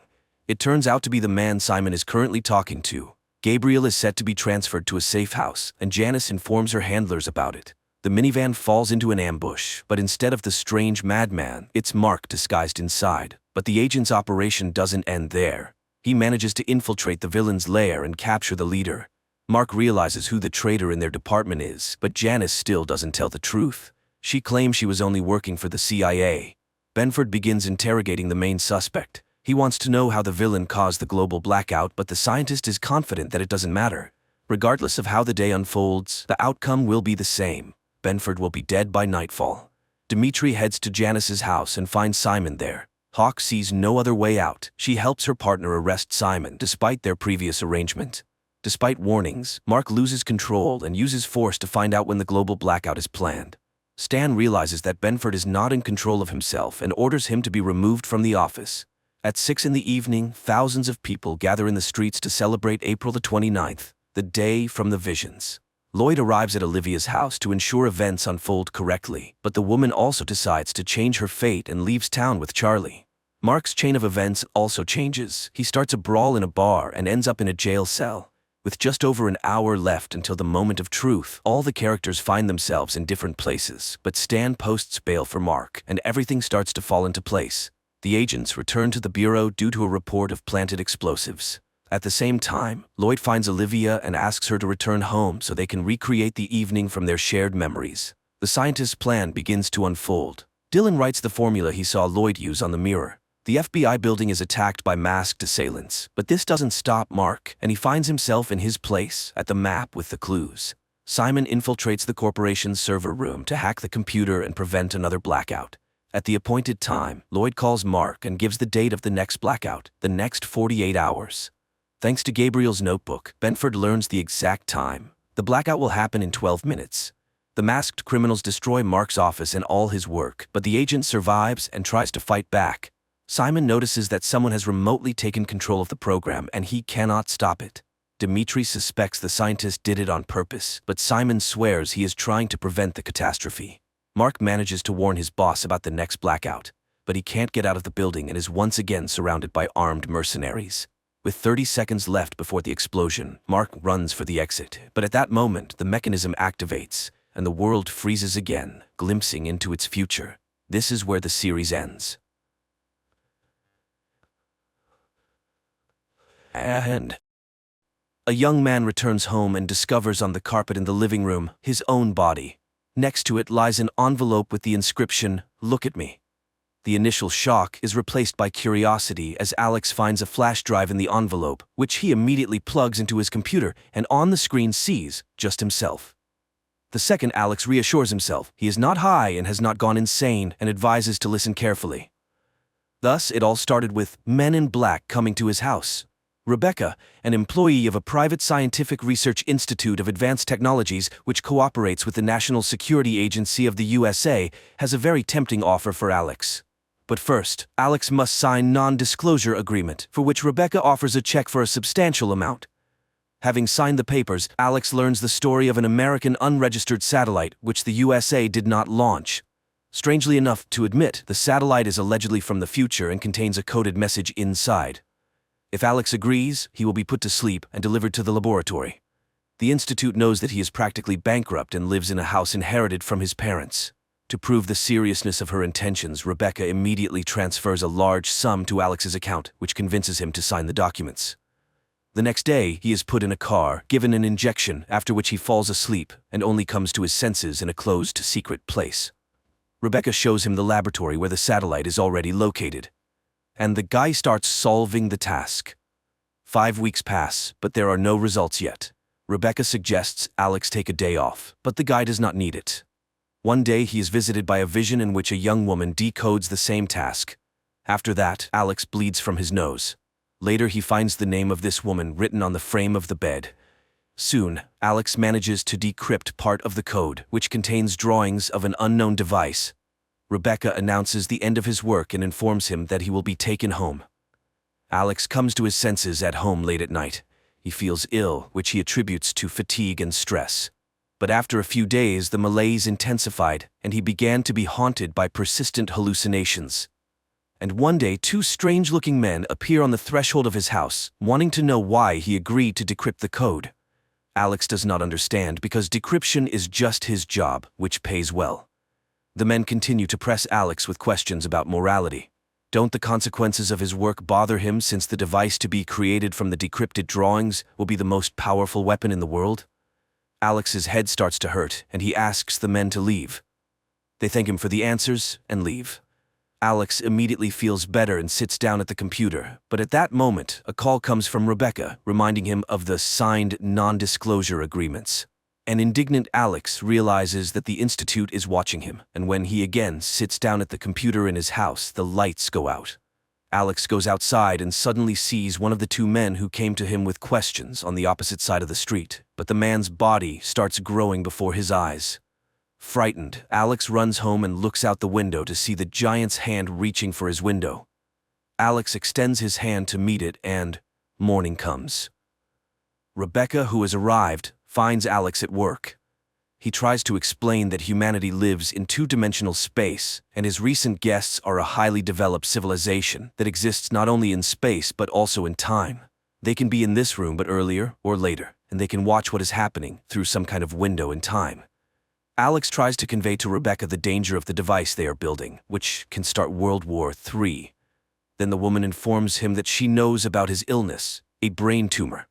The guy blames the Institute, which placed him in a room with a radioactive satellite, causing a tumor to develop in his brain, and insists on stopping the construction of the device.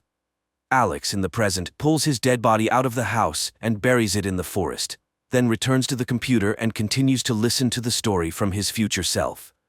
Alex, in the future, regrets that they did not want to listen to him because he understood that something ominous was coming. Then he remembers the woman. She is cryptographer. Alex finds her address, but Beth refuses to talk to him. Alex shouts that he is dying. He has 6 months left. After that, Beth opens the doors and informs that she has 2 years left. She also realized that it was a weapon, and the drawings supposedly came from the future. There is another person, Schieferman, who communicates with her through the computer and sends her tasks, which she solves when she feels normal. Beth starts feeling unwell, so a man takes her to the bedroom, while he goes downstairs, where it seems like he sees the girl's life in the mirrors. There she is, saying goodbye to her beloved in military uniform. There his comrades inform her of terrible news, and there she is with a handful of pills in her hand, trying to leave this life. But then his attention is captured by a message from Schieferman appearing on the computer monitor. Alex responds, but Schieferman quickly realizes that it's not Beth and disconnects. The man then grabs a pack of printed papers with tasks previously given by Schieferman. In the morning, Beth finds him on her sofa, with the papers glued together. The guy points out to her that all this are pieces of a puzzle which, when assembled, can give an answer. Schieferman clearly doesn't work at the Institute. Alex asks Beth to help stop the creation of a death machine. The girl reports that she fell ill specifically after working with the satellite. She started having hallucinations and began thinking about a message from the future. What if it's possible to contact the sender? She began to hear the voices of the dead and one day heard her own voice. She also saw aliens, though she doesn't believe in them, and asks Alex to leave. Alex goes home, where people in black are waiting for him. Rebecca orders him not to meet with Beth anymore and urges him to use the remaining time wisely. Angered, the guy sends the guests to hell, and upon entering the house discovers that all his papers with conclusions have disappeared. Meanwhile, Beth sees a bright light at her house, which makes her feel sick. The woman screams in fear and tries to hide. Alex tries to drown his thoughts in alcohol when a message from Schieferman arrives on his computer.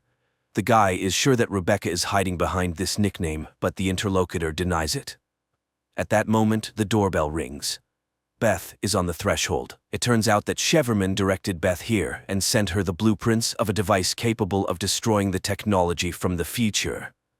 The couple begins developing a virus capable of destroying the machine being created from the blueprints they decrypted through the computer. But the next morning, Rebecca bursts into Alex's house. Representatives of the Institute know about their work and are already on their way there. She gives the name of the Institute's founder and orders to go to him as soon as possible. She is Schieferman and hope to destroy the device with their help. Then cars approach Alex's house. The couple escapes through the back exit. Rebecca is caught, given an injection, and thrown into a car. Meanwhile, all the gas burners in the kitchen are opened. In the evening, Alex and Beth arrive at scientist Miles, who immediately recognizes both of them, as he has always followed their work. The thing is, this satellite was not the only one. There was another, which orbited Earth for about 400 years. Apparently, unknown beings from the future were waiting for Earthlings to grow up, fly into space, and be able to decrypt their message. The ancient satellite also contained blueprints of a machine whose purpose was to limit the evolution of humanity within the third dimension. But when Miles announced his discovery, he was laughed at. He also developed a tumor, luckily not fatal. He is sure that aliens are capable of existing in several dimensions. They do not perceive time in a linear form as humans do. And the second device, which is now being created at the Institute, will likely provide them access to the human dimension. So far, they are like watching a videotape where humans are movie characters. With the help of the first device, they can watch this movie but cannot change what is happening. But the second will allow changing the existing reality. Miles is just beginning to understand the essence of this process, but cannot explain everything completely. After all, even the appearance of the aliens is formed by the human brain itself. And by the way, he has been in contact with a huge alien visible only to him, living in his garden for more than 30 years. Miles constantly looks at it, causing his brain to adapt and begin to see the true appearance of the humanoid. But his guests see no one. Miles is sure that the tumor in their heads is the aliens' help so that people could perceive their reality. Alex suggests simply smashing the device with a hammer, but where is the guarantee that they will not restore it in the Institute? So all data on the server needs to be erased, although no one even knows the location of the Institute. But Miles reminds that he is one of its founders, and he pulls out a map with a detailed plan of the Institute. At that moment, a loud bang is heard at the door. The couple runs away, while Miles tries to calm down the raging alien. Alex and Beth hit the road and soon find the Institute's building, where they open a hatch through which they sneak inside. There they separate to increase the chances of finding the laboratory. Alex witnesses the strange behavior of a guard who constantly returns backward and realizes that time inside the Institute is looped. Beth also falls into this loop. Realizing the futility of her attempts to go further, the girl activates the bomb. But because of the time loop, she is unable to leave the dangerous place. Alex goes into a dark room and tries to carry the bomb further when he is overtaken by an alien and literally disintegrates the man into small particles. A minute later, Alex finds himself tied to a table. Opposite him sits a humanoid.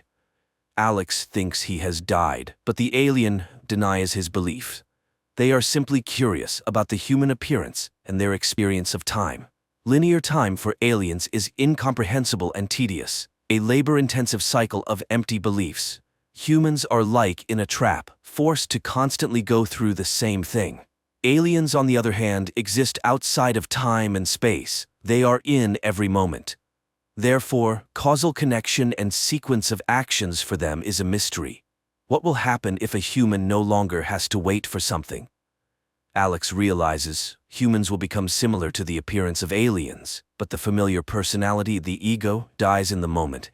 The alien is surprised. Death is natural, but man hides and distances himself from it. Time determines everything for a human. It is both a giver and a thief. A human sees the world as he imagined it, and what will happen when the source of projection disappears. Even with the eternity of self-analysis, man will not understand the difference between reality and illusion. With each newly born, a new reality comes. Therefore, a person always stands before choice. Alex feels very bad, and then the alien offers to return to the moment before the guy got sick, with the information he now has. Alex decides that he would not have gone to work at the Institute and would have stopped all this. The alien is surprised. Why would he change his behavior if he's not able to change the situation? And then Alex admits, people do not choose what will happen. The humanoid insists, will his return to the past make a difference? Can something change? And immediately, the guy finds himself in his home, in front of the computer. He records this flash drive, realizing that nothing can be changed. The world may disappear tomorrow, but this is not news. Everything has already happened. Everything ended before it began. He puts the flash drive in an envelope and falls to the floor. The last words on the flash drive are about Alex in the past, warning Beth, and he drives to the girl's house, while Alex from the future, in his last words, asks to forget about everything and live on. Quite an interesting movie that makes you think, what if the concept of time really does not exist, and we live only here and now in one single moment? Who made us believe that there is a past and a future? And is it true that a person does foolish things, not thinking about how his thoughts and actions change his own future? Friends, write your opinion in the comments.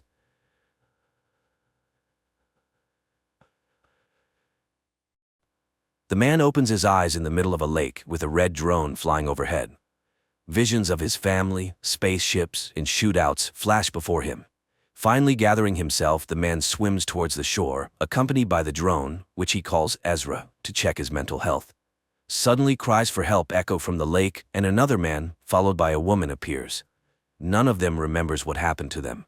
Fina recognizes the wreckage on the shore as the remnants of a warship called Karik, and Ezra recalls an invasion. Then the men discover the remnants of a car that must have been there for centuries. Apparently, there used to be a road in this place.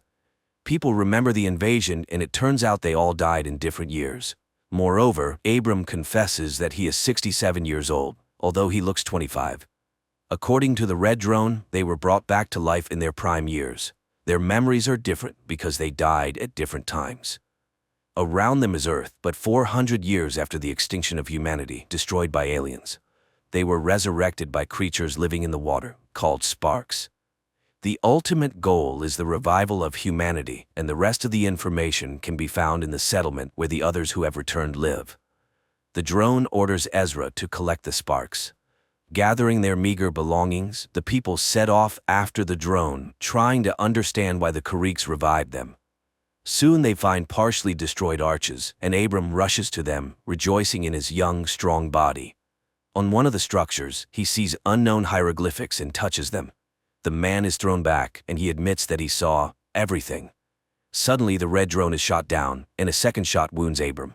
The trio runs behind a hill where Ezra, setting up an ambush, captures the pursuer. The man, named Jax, denies the existence of the settlement. The glowing substance on his neck is a skin rider, which is one with the human body. He needs the sparks, but Fina confidently demonstrates her proficiency with a weapon. Abram insists that when he touched the unknown symbols on the arch, he felt the vastness of outer space. But this elicits mockery from Jax, who suddenly frees himself and lunges at Ezra. However, Fina points his own weapon at him.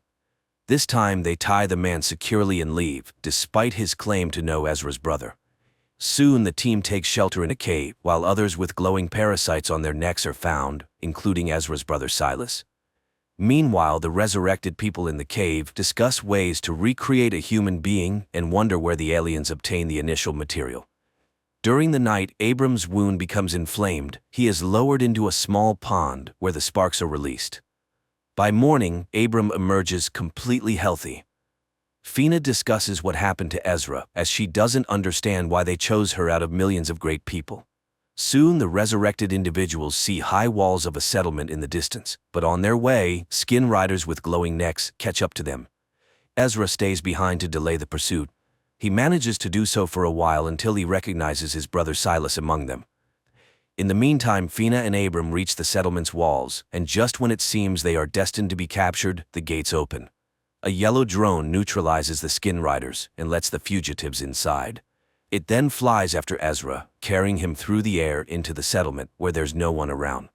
In response to all their questions, the drone invites them to follow and shows them rows of graves where the settlers rest. Later, the yellow drone opens the doors of an abandoned military base for the people where the previous settlers lived. In the forest, skin riders capture a man who escaped from them. Silas discovers that the glowing creature they call companions has inexplicably stopped functioning in Duncan's neck and promises to fix it. The resurrected individuals learn that the settlers died from a new virus that still spreads throughout the region. The yellow drone asks them to release the sparks into a vessel with water and learns from them that the sparks can create a vaccine if people bring the ingredients found in the living lake. Fina begins to bleed from her nose, and she stays at the base while the men go to the lake. She takes on the task of repairing the damaged red drone. On their way, Ezra tries to understand how the system that brought them back to life works. The drone operates on sparks, but who controls the sparks is unknown. The men reach the lake and release the sparks into the water to collect the necessary ingredients. In the settlement, Ezra's wife Lynn suddenly appears before Fina. She explains that she worked as a nurse during the invasion and can offer help, but then disappears just as suddenly. On the lake's shore, Ezra confesses that one of the skin riders is his brother, meaning these people are also resurrected. He recalls the moment when he first saw the alien spaceship flying overhead and signaled to his brother that he was a worthless, spoiled child. Now he is determined to apologize and try to retrieve Silas. Meanwhile, a hologram of Lynn appears again to Fina, helping her repair the red drone. In the meantime, the yellow drone warns of the approaching skin riders. Ezra asks Abram to run while he himself tries to intercept his brother Silas. However, he gets surrounded and subdued. Regaining consciousness, he finds himself alone with his brother, who admits that he prohibited forcibly transforming him into a skin rider because he wants his brother to join them voluntarily. Each skin rider has a companion on their neck, which teaches the person how to behave correctly and telepathically connects them with others. Thanks to the companion, Silas is now the leader and mentor for the others, whereas in the previous world, he was nobody. Then Silas suddenly falls asleep, signaling Ezra to leave. Ezra meets Abram in the forest, to whom he explains his intention to save his brother. The men return to the lake, where the Sparks have created 3 vaccine capsules for them. After consuming their doses, they bring the third one to Fina, whose condition worsens. Lynn asks the red drone to replace her image with someone dear to the girl, and Duncan appears next to Fina. Fina regains consciousness after her friends administer the vaccine. The next day, Abram finds a room that is blocked, revealing a glowing obelisk. Meanwhile, in the forest, Silas argues with Duncan about the purpose of the companion controlling the thoughts of the skin riders in the community because Silas believes it amounts to slavery. In the settlement, Abram learns to read hieroglyphs and understands that the unknown hosts offered to dig up weapons against the skin riders in the forest in exchange for more people for the settlement. Ezra goes to the forest for the excavation. Meanwhile, Silas brings Duncan to an open area where Jax conducts training fights, taunting regular people. Unexpectedly, Duncan defeats Jax. Silas stops the duel and explains that he tested his theory, revealing that humans react faster by a fraction of a second than skin riders. Currently, Duncan has a weak companion, so he makes decisions with just one brain, the human one. In contrast, skin riders with healthy companions have a signal that passes through 2 brains, the humans and the companions, causing a slight delay. The conclusion is that humans will always outperform them in combat. To gain an advantage over humans, Silas plans to perform brain surgery to reduce the signal delay. However, a working drone and a test subject are required for this. In the meantime, the yellow drone brings Ezra to the excavation site, which the skin riders immediately learn about. Ezra unearths an item that the yellow drone calls a weapon. In the settlement, Abram, upon touching the obelisk, suddenly realizes that he understands the meaning of the hieroglyphs on it. However, he doesn't yet grasp what this knowledge entails. In the forest, the yellow drone warns Ezra about the approaching skin riders. They attempt to flee, but the skin riders surround them and take the unearthed weapon. Unexpectedly, the weapon activates and kills one of the skin riders. Taking advantage of the chaos, Ezra scatters the rest and escapes. Meanwhile, Fina tries to find out from the red drone why the unknown beings are resurrecting humanity. She requests the revival of Duncan, unaware that he has already been resurrected and has become a skin rider. Ezra brings the weapon meant to eliminate skin riders to the obelisk, hoping it will help establish contact. However, he refuses to kill the innocent inhabitants until the obelisk explains who they are and what is happening. The drones controlled by the obelisk promise to resurrect Ezra's family if he obeys them in all matters. Ezra has no choice but to comply. Later that night, Fina goes to the obelisk, where she finds Ezra, who, like her, hopes for the return of loved ones. They notice that the weapon unearthed in the forest has opened. The obelisk issues new symbols, instructing Fina to go to the lake to receive new people. However, skin riders spot her on the way. As for Abram, the drone tells him about the structure of the glowing companion on the necks of the skin riders, which is tightly connected to the human brain through a crystalline structure. The weapon found in the forest destroys these crystals, eliminating the parasite. When a skin rider dies, its memory is preserved on the crystal, which is passed down to its ancestor. This is what needs to be found and destroyed. Fina sees Lynn emerging from the lake and helps her get ashore. When Jax appears on the shore, the red drone neutralizes him. The girls attempt to escape but are captured by Duncan, who seizes the red drone and fails to recognize Fina, his beloved from the past. The girls try to flee, but Lynn injures her leg and orders Fina to go to the settlement and fetch her husband. Lynn, on the other hand, falls into the hands of the skin riders, who return her to the lake. There, Jax shows how the sparks work, healing her injured leg. But suddenly a stone hits Jax's head, and an unknown little wild girl takes Lynn to her forest dwelling, providing her with shoes and food. However, it turns out the girl cannot speak. During this time, Fina reaches the base and informs Ezra about the resurrection of his wife, Lynn. Despite the yellow drone's warning that when skin riders take someone, it's forever, Ezra is determined to rescue her. Jax finds the little wild girl's home, but she has already taken Lynn away. They hide in the forest. At the same time, Ezra contemplates how to disable the force field since the obelisk prevents him from doing so, leaving him unable to leave the gates. Fina admits that she saw Duncan, who is also with the skin riders now, and he didn't recognize her. She fears the same will happen to Lynn. Meanwhile, in the forest, Jax tracks the runaways and explains that even the sparks make mistakes, resulting in flawed individuals. He is ready to destroy the little girl, but Lynn persuades him not to do it. At the same time, Silas extracts the crystal companion from the deceased skin rider's neck and instructs one of the women to take it to the ancestor. Then, they bring Lynn to him. As for Abram, while communicating with the obelisk, he suddenly surmises that he had lived in this settlement before, which is confirmed by a notebook he found with his own handwriting. Later, Fina speculates that they all have lived here before. The yellow drone confirms this fact and leads Abram to a graveyard where he shows everyone who is buried there, including Ezra's grave. It turns out that he had also been resurrected and lived in the settlement at one point. Then the yellow drone guides Abram to the next grave where he finds himself and encourages him to start a new life honorably. Fina demands that the man bind himself. He agrees but suddenly snatches a weapon from Fina and stuns the skin rider standing behind her. At the same time in the bunker, Abram is trying to find out from Yellow where the progenitor is located. However, she does not know, but Jax knows, and he heads to the bottomless lake, dives into it, and emerges in a cave. Meanwhile, Silas is trying to convince Ezra that life in his community is much better than in the bunker. Fina begins to trust Duncan and agrees with his plan. And in the camp, Lynn's escape is discovered.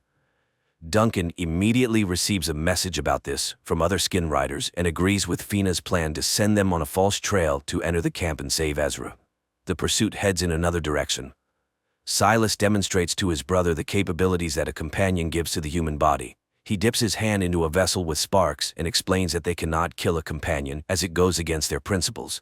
So if Ezra wants to kill the companion, he will have to kill the person. Fina and Duncan infiltrate the camp and seize the skin riders' weapons, and Jax reaches the ancestors' dwelling place.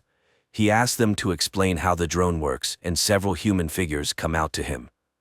Fina and Duncan find Lynn. The girl explains that after being infected by the parasite, she immediately plunged her hand into the sparks and it seems to have helped. Duncan asks the women to leave while he finds Ezra. The ancestors show Jax how the drone works. And in the bunker, Yellow confesses to Abram that not a human lies in one of the graves. Silas proves to Ezra that the obelisk is no better than a companion, as it also subjugates people. He lets slip that all of them, including his brother's wife and daughter, once lived in the settlement. Their conversation is interrupted by Duncan, who, under threat of arms, takes Ezra and leads the group to the settlement by a shortcut. But the protective barrier detecting a companion in Duncan does not let him pass, unlike Lynn. Then Fina ties his hands. But at that moment, the pursuit led by Silas bursts onto the clearing. Duncan pushes Fina behind the barrier, and they with Ezra prepare to fight. Abram runs to the obelisk, and it lets the men through on the condition that Duncan remains in the yard until they figure out how to free him from the parasite. At the same time, the ancestors express concern about Jax's hatred for humans, as they are much better carriers than Kariks, and they advise him to find a compromise. Meanwhile, Duncan confesses that his companion is still weak, but he is gaining strength. He remembers the settlers and confirms that Kylie is alive. Sparks rejuvenate people in the prime of life, but children at the age of their actual death. He also lost a wife and a child, and it was Fina, although the woman does not remember this. Abram explains that they are another generation of the revived. The first one lies in the graves, and they are them too. Jax reprograms the red drone, refusing everything human that was in its memory. Fina unties her husband, but when she falls asleep, Duncan's companion receives a signal from Silas and he heads to the bunker. There, Abram confesses to Ezra that the drone showed him the memory of another woman he saw a year before the invasion. It feels like someone knew about the invasion and offered people help. He wants to consult with Yellow, but she is nowhere to be found. This happens because Duncan is just locking the drone behind one of the panels. Then he attacks Abram, knocks him out, and heads to the obelisk, despite his human side resisting it. He screams in frustration and Ezra hears him. He runs to him, but Duncan closes the doors and enters symbols that deactivate the force field. Realizing this, Ezra rushes to Fina and they manage to barricade the bunker doors. Duncan's companion comes out in the open and confesses that all this was done for the sake of the weapon he hid. He is ready to reveal where Kylie is now if they hand over the bunker to the Skin Riders. The man is tied up. Outside, the sounds of banging are heard, Skin Riders trying to break down the door. Through Duncan, Silas offers to hand over the bunker. Then he will say where Ezra's daughter is now, because someone from the first settlement managed to avoid death from disease. A debate ensues, resulting in a decision to deactivate the parasite using Lynn's medical knowledge. Jax returns. He expresses his dissatisfaction to Silas as he could have infected Ezra long ago, but lets him go. Silas cuts off the conversation and orders to continue working on the drone. At this time in the bunker, Lynn tries to figure out how the companion works, and it confesses that it can cause great pain to its master.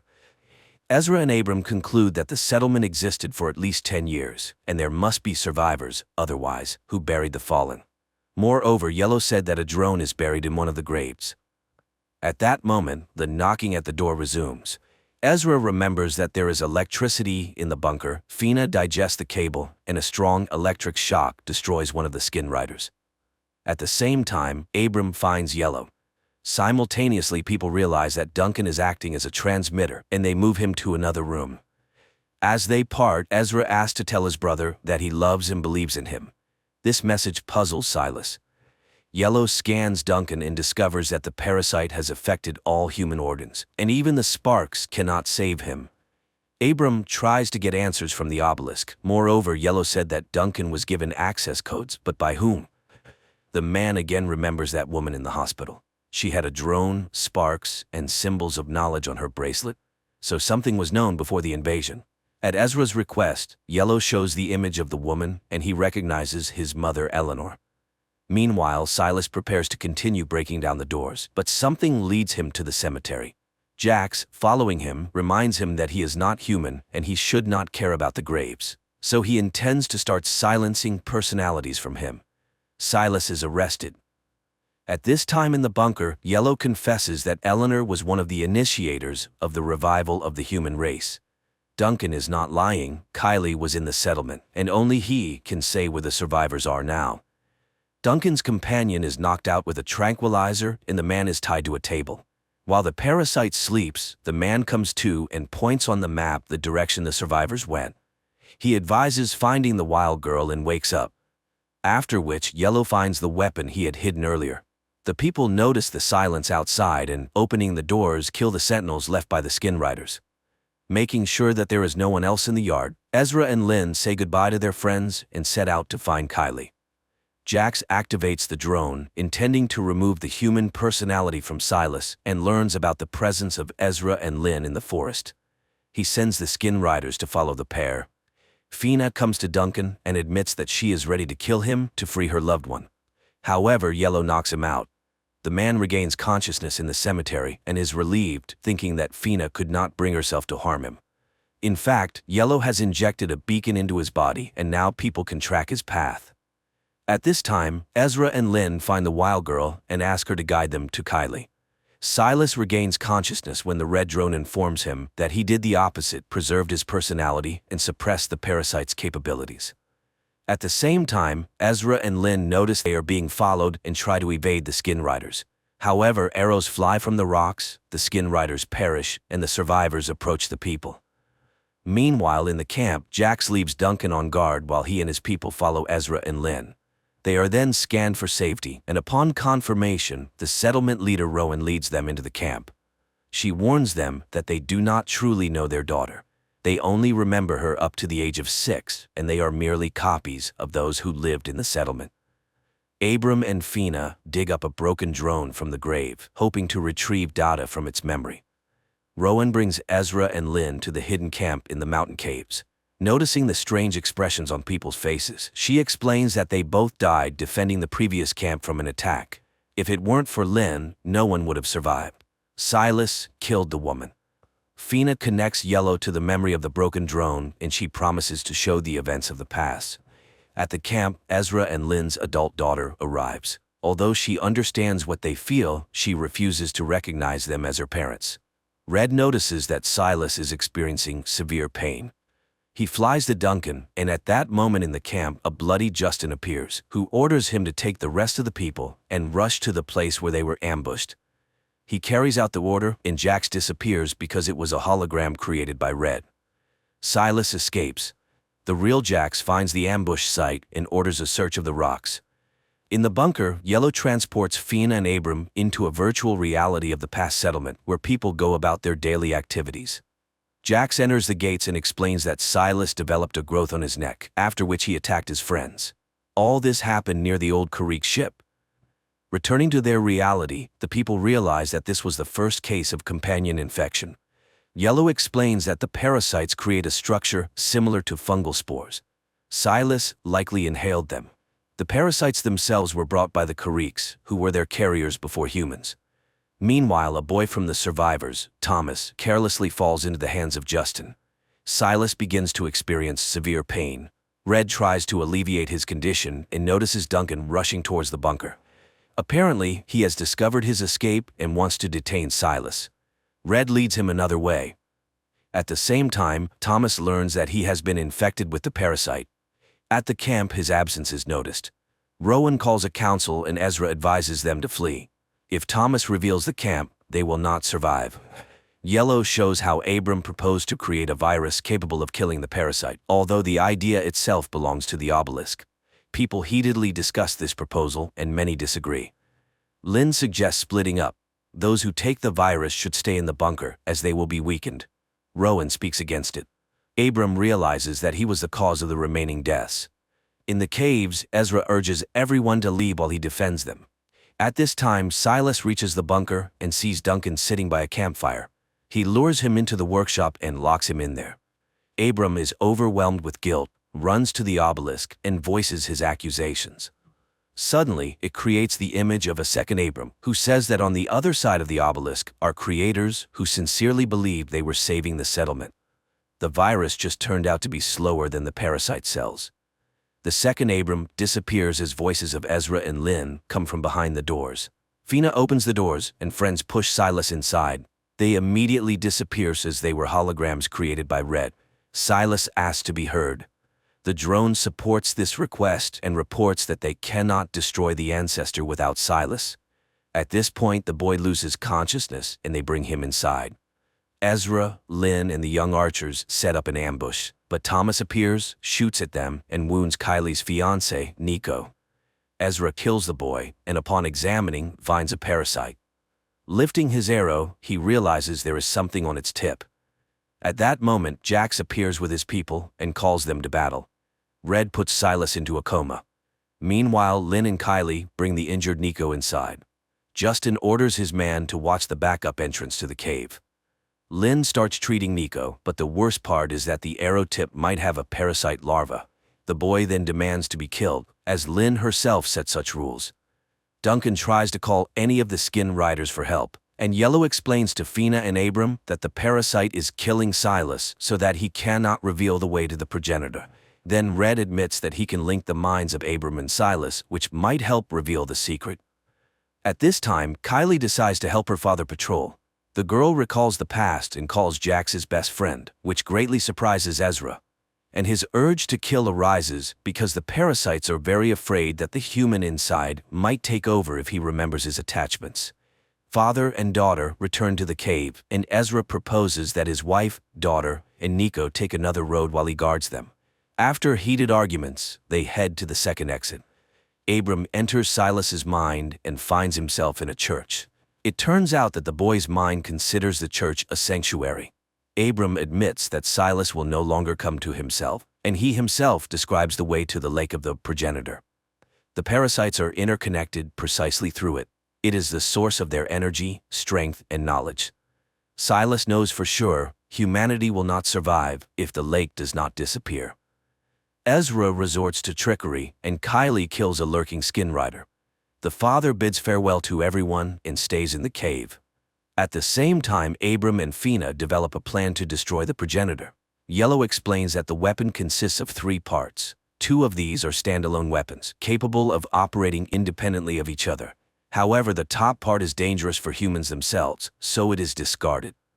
Only the lower part remains, which destroys the progenitor. But this part will not work without the middle, where a human personality must be placed. But the progenitor has studied all the skin riders in this world, so the chances of getting into it are slim.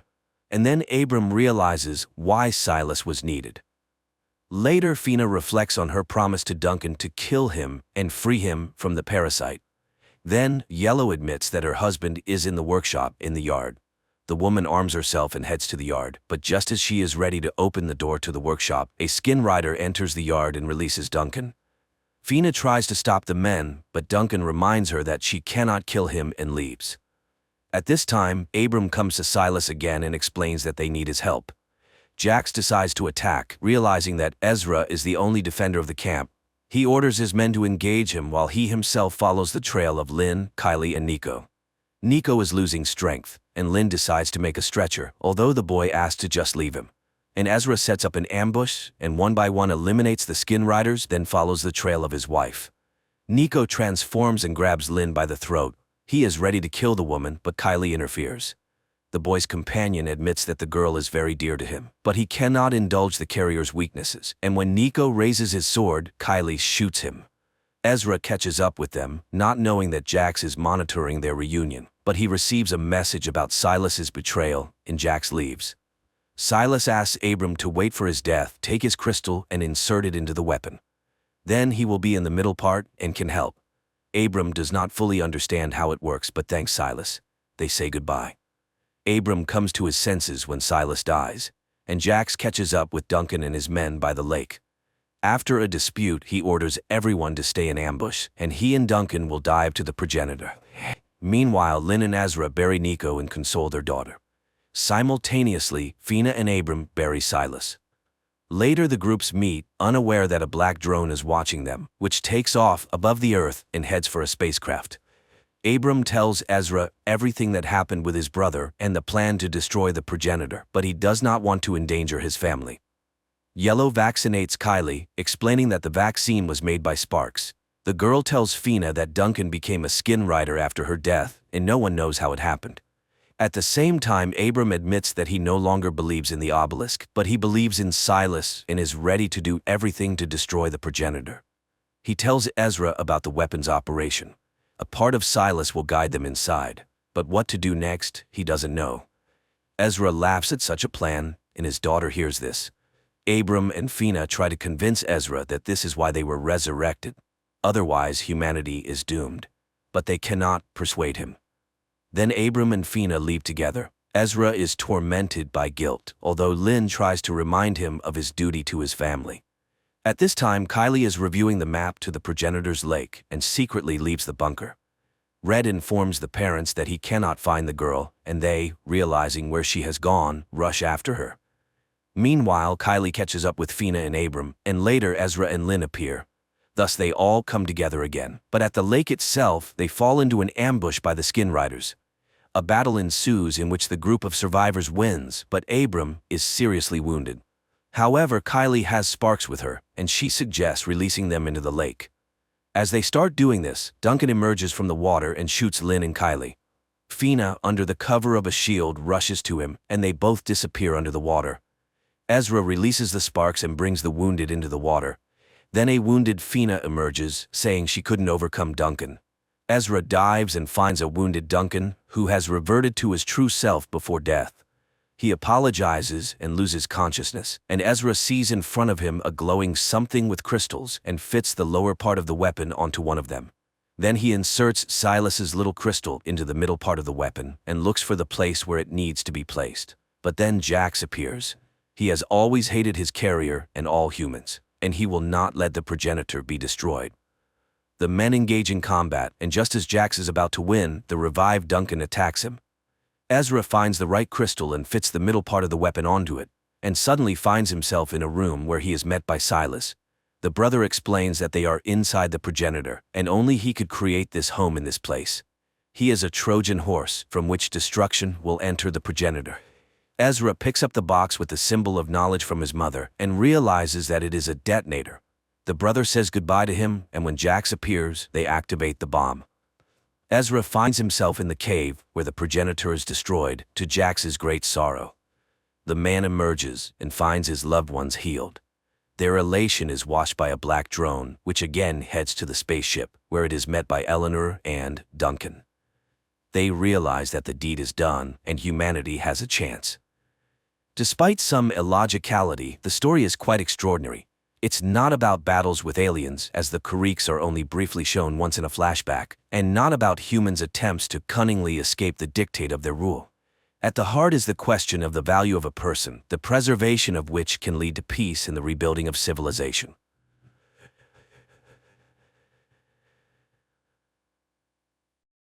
At the beginning of the movie, we see an experienced fisherman heading out to sea. Like thousands of times before, he casts his net from the boat, but something goes wrong and the net gets caught on something on the ocean floor. The fisherman dives down, but he can't make it back to the surface as a huge school of fish surrounds him. Charlie, a lighthouse keeper, calls her colleagues in Germany to discuss current affairs. She's interrupted by a signal on her monitor and rushes off to investigate. Charlie has to swim to the duty boy to dive into the water and retrieve a sensor that somehow got tangled up in fishing nets. Strange things are also happening in Canada. Leon, a young whale researcher, is called to Vancouver's City Beach, where a giant killer whale washed up a couple of hours ago. After examining the animal, he heads to the fishing dock to find out who among the poachers caused serious cuts to the killer whale. An old fisherman takes Leon to his boat and shows him the bitten side of the vessel which was used to try and overturn the killer whale. Leon doesn't believe this story, but the man is sure that the fisherman wouldn't lie to him and that they had to destroy the whale to save themselves. Charlie and her new friend launch a repaired sensor into the ocean, tasked with tracking marine animal population.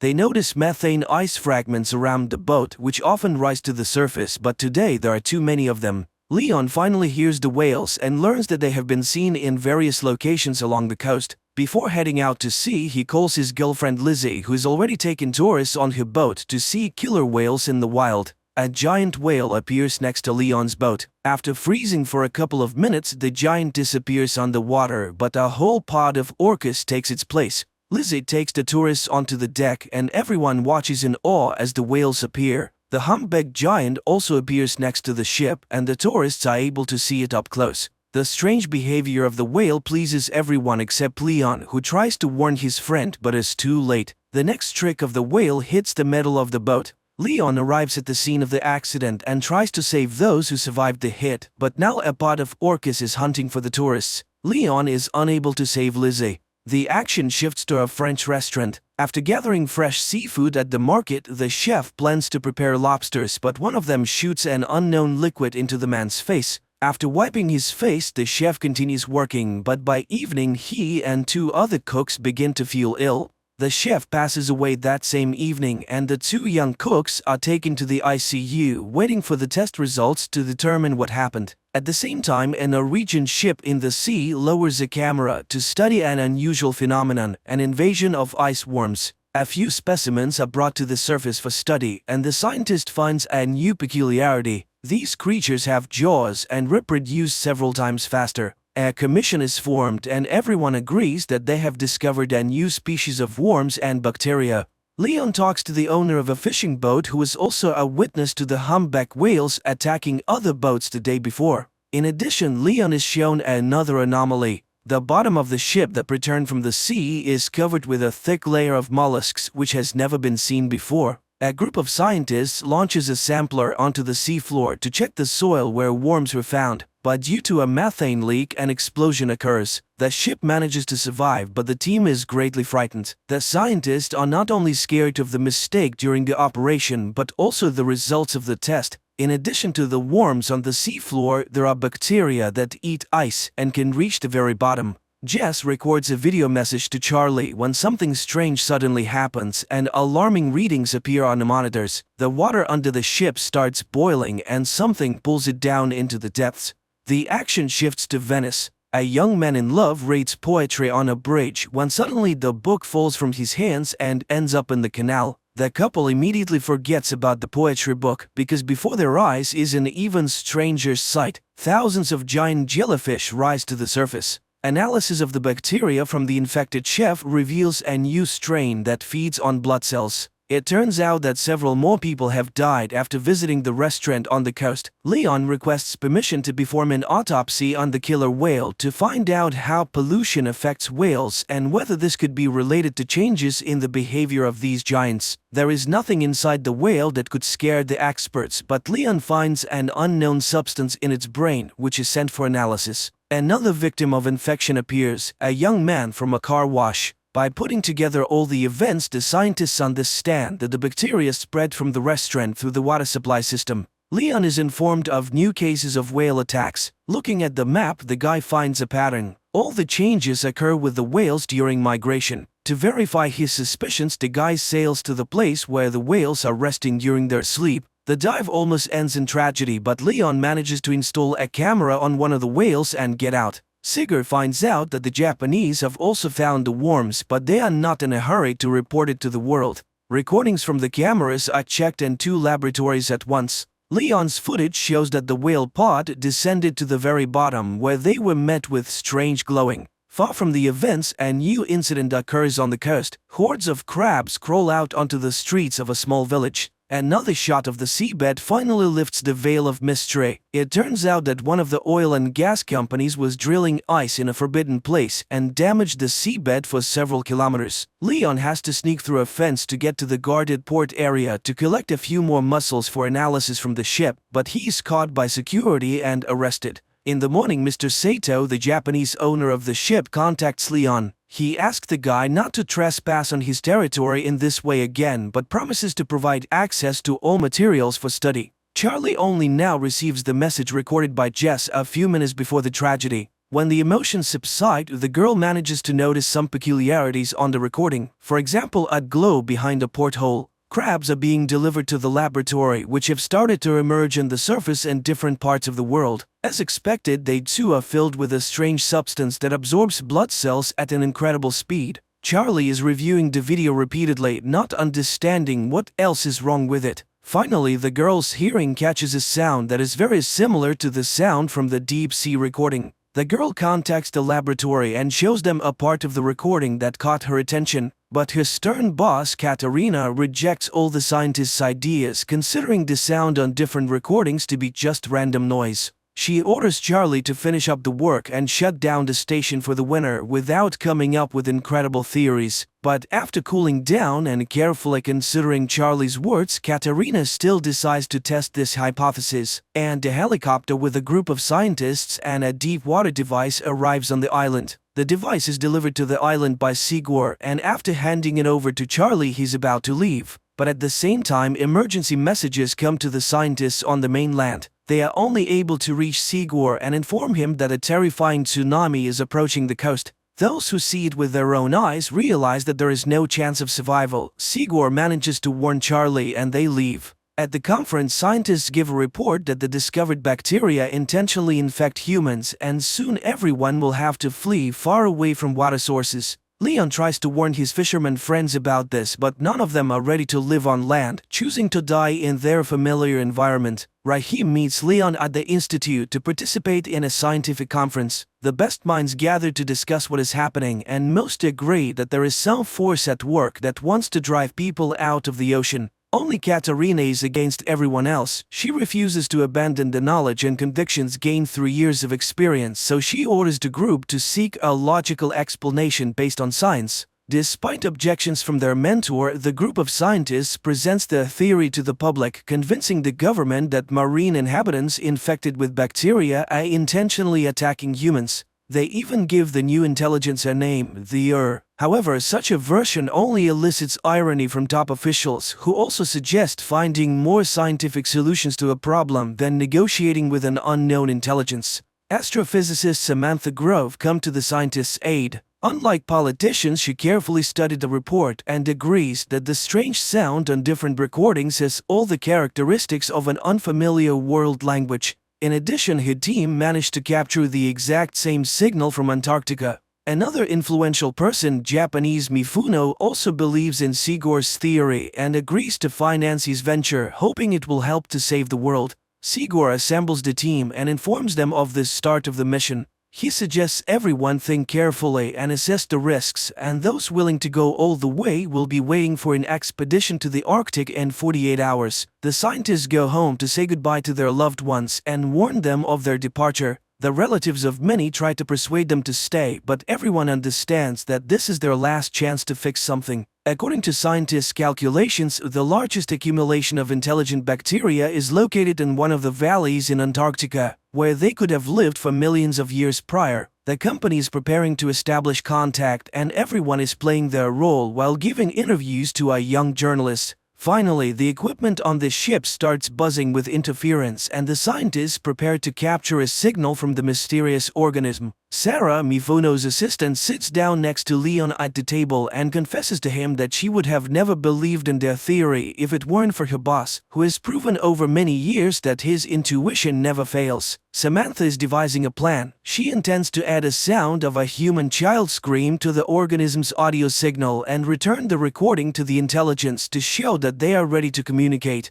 Charlie asks a colleague to take her with him in the diving apparatus to the bottom. The ship drops anchor and the scientists begin transmitting the sound message. Meanwhile, the daring couple gets into the capsule and prepares to dive to the depths. The whole team is eagerly awaiting any reaction, and finally movement appears on the radar and the sensors pick up a sound signal. The team from the capsule tries to contact the captain's bridge to report that their fans are malfunctioning and they are running out of oxygen, but communication is not working. The chief pilot, Luther, is ready to return, but Charlie notices some movement and turns off the lights, waiting to see what happens next. On the ship, they also notice something approaching. Sigur insists that the captain recall the submarine, but they can't reach the group. Luther doesn't want to risk anymore and he lifts the boat. On the ship, a hatch opens to receive the capsule into a special compartment. Charlie notices a strange glow appearing around them at that moment, but she doesn't tell anyone about it. Meanwhile, Samantha reports that they have managed to establish contact. The sound signal has returned and the child's cry has been altered as a sign that the bacteria understood the message from humans. Dr. Chase is looking for a way to cure those who have already been infected by the bacteria. Luther tells the journalist that he saw nothing at the depth, and everything Charlie saw was probably a figment of her imagination, just like the whole idea of intelligence. Nevertheless, Samantha tries to decipher the messages to assemble them into a response signal that the intelligence will understand. While staying in the compartment with the capsule, the journalist notices a glow in the pool. The lights on the ship go out and interference begins. When everything is restored, the captain sees the journalist's body fallen on the monitor. Chase tries to save the girl, and on her lips she notices a liquid resembling cerebrospinal fluid. Samantha tells the team and the captain that during the voltage surge there was a signal surge and it was so low that no one heard it. But most importantly, in the opinion of the astrophysicist, it originated from inside the ship. Charlie listens to what her colleagues are saying, but she never musters the courage to tell them that they brought the bacteria into the pool. Leon visits the girl, whose body has become covered in strange spots. The doctor asks the guy and Sarah for help. They must hold the girl while she takes a sample of the spinal fluid for analysis. The doctor tells the team about the results of the analysis. The substance previously found in marine creatures was discovered in Alicia's spinal cord. Chase believes that bacteria were attempting to merge with the girl's cells, and Charlie admits to seeing the glowing enter the ship with them. Samantha records a new message for the this time including an audio image from the astrophysicist. Charlie goes down to the sealed compartment without permission, and the pool starts glowing again, creating unusual shapes with the light. At that moment, Samantha receives a response message from the entity which also contains an image. Mr. Mifuno's helicopter lands on the ship as he wants to be present for the opening. Sigor shows him the recording from the pool cameras and the image sent in response to Samantha's message. According to the astrophysicist, they have an image of the super ocean that surrounded as supercontinent millions of years ago. According to the scientists, the reminded them that they were, are, and will be on Earth much longer than humans, and all they want is for the oceans to be left alone and not destroyed. But there is good news. Since the entity is responding to messages, the team has a chance to negotiate and reach a ceasefire. In the meantime, Chase devises a drug that can destroy bacteria that consume blood cells. This news creates disagreement within the team. Mifuno plans to test the substance in the pool and if it works, completely destroy the Sigor disagrees with this, at least until they confirm that they cannot negotiate with the Chase tries to take the middle ground and suggests trying the drug in the pool but not rushing to launch it into the open ocean.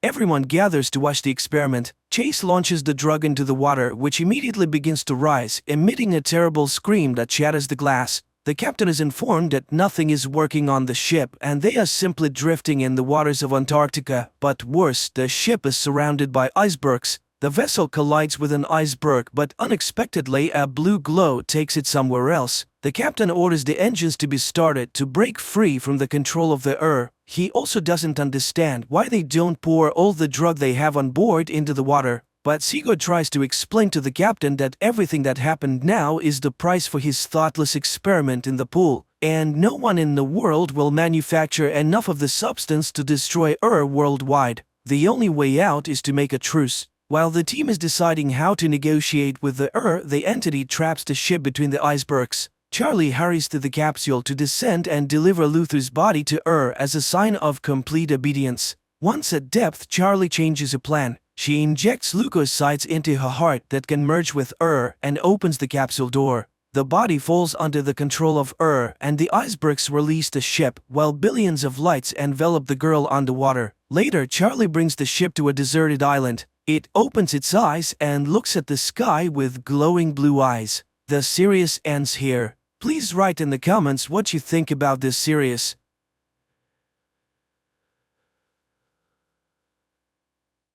In the Middle East, a man appears who calls himself the Messiah and gathers crowds of believers in the new Advent. Is he sent by God, or is he a dangerous fraud seeking to disrupt the world's geopolitical order? The story is told through the eyes of people from vastly different backgrounds surrounding the enigmatic man. For 85 days, enemies have besieged Damascus, where a humanitarian catastrophe is growing. There is no food or water, and many people are dying in the shelling. And one day, two teenagers, Jabril and Samir, who have lost their families, see a man in yellow clothes on the street, urging people not to worry about the city's fall because God has predetermined that it will not happen. Salvation in the form of a sandstorm is approaching, and people run under the onslaught of the elements while the preacher does not leave and repeats that salvation is already close. The sandstorm breaks the supply chains of the enemy troops and they retreat, and the city is saved. FBI agent Eva Geller watches the broadcast of everything that happened, paying attention to the strange man whom people call Al-Masih, and learns that he is leading hundreds of his followers into the desert. At night, the men talk about faith and religion around the fire. Al-Masih asks questions and is strict with those who do not want to think about his questions. Now all of humanity is on the brink, and for people to survive, they must cling to him.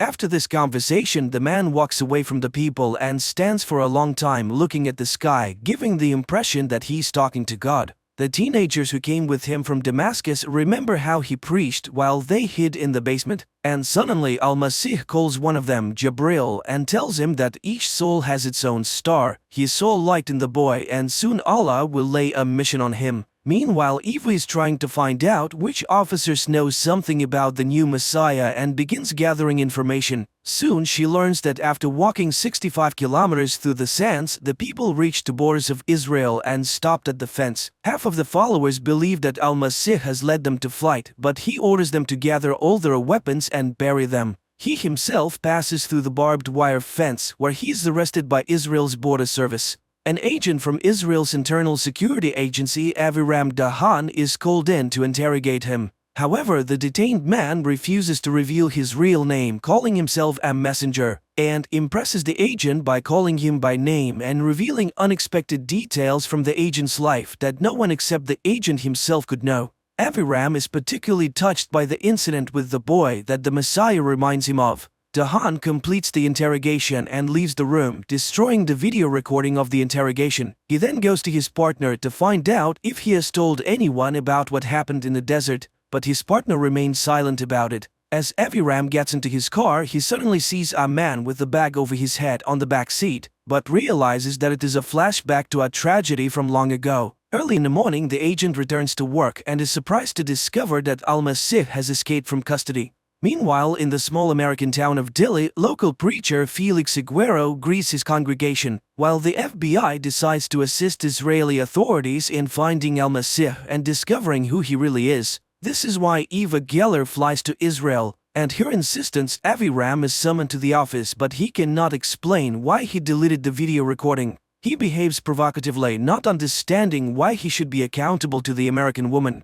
Meanwhile, an international conflict is brewing in the world as people who were led by the Messiah to the border of Israel are starving. Even after hearing about his escape, they decide to stay because they believe in his return. One day, volunteers bring food and water, and the Messiah's followers notice that the police are looking for someone in the crowd. They realize that Al-Masih has escaped, which causes unprecedented rejoicing. At the same time, Al-Masih delivers a sermon on the Temple Mount, using apocalyptic phrases about the end of history and calling on those who are willing to go to God's judgment to step forward. A young boy comes forward, but the sermon is interrupted by the Israeli police who try to arrest the Messiah. The operation fails due to a shot that hits the child who has come out. The people start screaming, driving away the invaders. But then Al-Masih lays his hands on the boy, who then stands up unharmed, showing the bloody bullet to the public. The people consider this a miracle while Al-Masih disappears into the crowd. Eva hears the news on the radio and asks to be taken to the scene of the incident.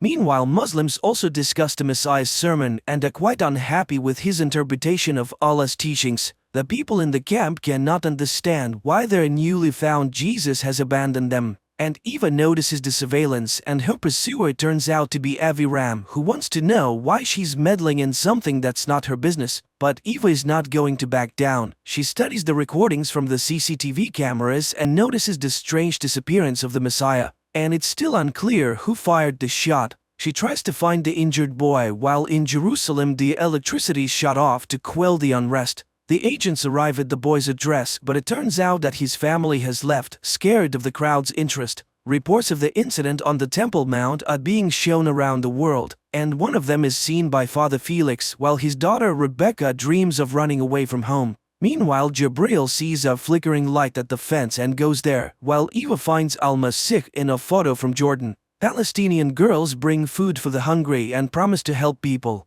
Jabril goes to get assistance when a man who appears hits him on the head and takes him away from the fence. That same night, the pastor's daughter Rebecca runs away from home, while her disillusioned father decides to burn down his church. The man takes a canister of gasoline and a lighter and heads towards the building. At that moment, a message about an approaching tornado comes to his phone, which was left at home, and the pastor's wife goes to find him. Sirens begin to sound in the town, and the residents hurry to the only shelter, the church, as the tornado begins its deadly circle. Father Felix calls his daughter, hoping she's nearby, and suddenly sees the motionless figure of Al-Masih nearby. Later on, a video of Rebecca's rescue appears in social media, which is intercepted by CIA agents and blocked from spreading. But how did the Messiah end up in America? Soon, Federal Agent Will arrives at the scene. The man is shaken by the sight of the completely destroyed town, where only one building, the church, survived, and where Al-Masih is currently located, explaining to the astonished priest that he came here by God's will. Felix is shaken because he was planning to burn down the building that ended up saving everyone's lives. At that moment, Agent Will enters and arrests the Messiah. The priest swears to get Al-Masih out of jail, while Aviram interrogates Jabril in the hopes of finding out the Messiah's whereabouts. But the boy does not know. The agent wants to understand why people follow the men unknown to anyone and promises to prove that there is no God. Meanwhile, Felix turns to a lawyer from the American Civil Liberties Union for help because everything that happened was not a mere coincidence. and Eva arrives in Texas to question Al-Masih, but his lawyer manages to obtain a ban on the meeting. The situation worsens when one of the videos about what happened in the town circumvents their social media block and reaches the mass media. Al-Masih's lawyer tells him that while the charge of illegal entry into the United States is likely to be upheld in court, she can get him out of the federal immigration detention center where he's being held. When the lawyer leaves the detention center, Agent Will informs Eva of this and she rushes to see him. However, during their conversation, Al-Masih turns the situation around in his favor again by showing that he knows her name and sympathizes with her losses, as her mother and husband have passed away.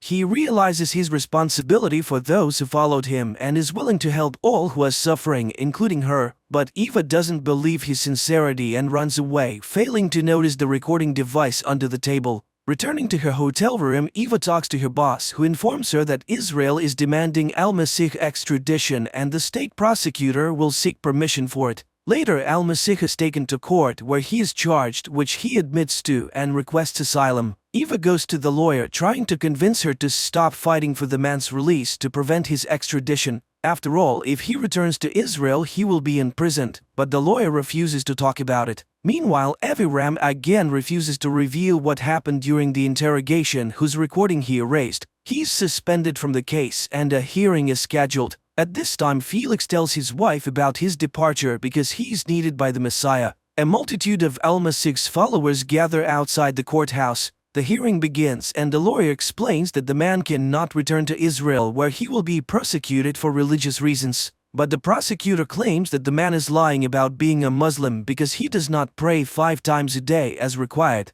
The Messiah responds that he belongs to all denominations because everyone walks under the same sun. This causes a storm of emotions around the world, even in high-level offices. The assistant to the President of the United States tries to pressure the judge to deport the unwanted man, and the judge promises to consider it. Meanwhile, Samir finds his friend Jabril abandoned by Aviram in the desert, and he considers it a true miracle that he survived. The next day, the court makes the shocking decision to grant asylum to Mr. Masih, allowing him to leave the courthouse as a free man, with the car of the Venerable Iguero waiting for him outside. People all over the world are talking about the Messiah and beginning to believe in the miracles he performs. In Dili, those seeking healing begin to gather. The Reverend tries to organize their accommodation while Samir faithfully tends to Jabril. The Messiah brought by the pastor settles in isolation from people in a small tent where only Felix has access. One day, the preacher dares to ask Al-Masih about his future plans, and he says he does not know what will happen next.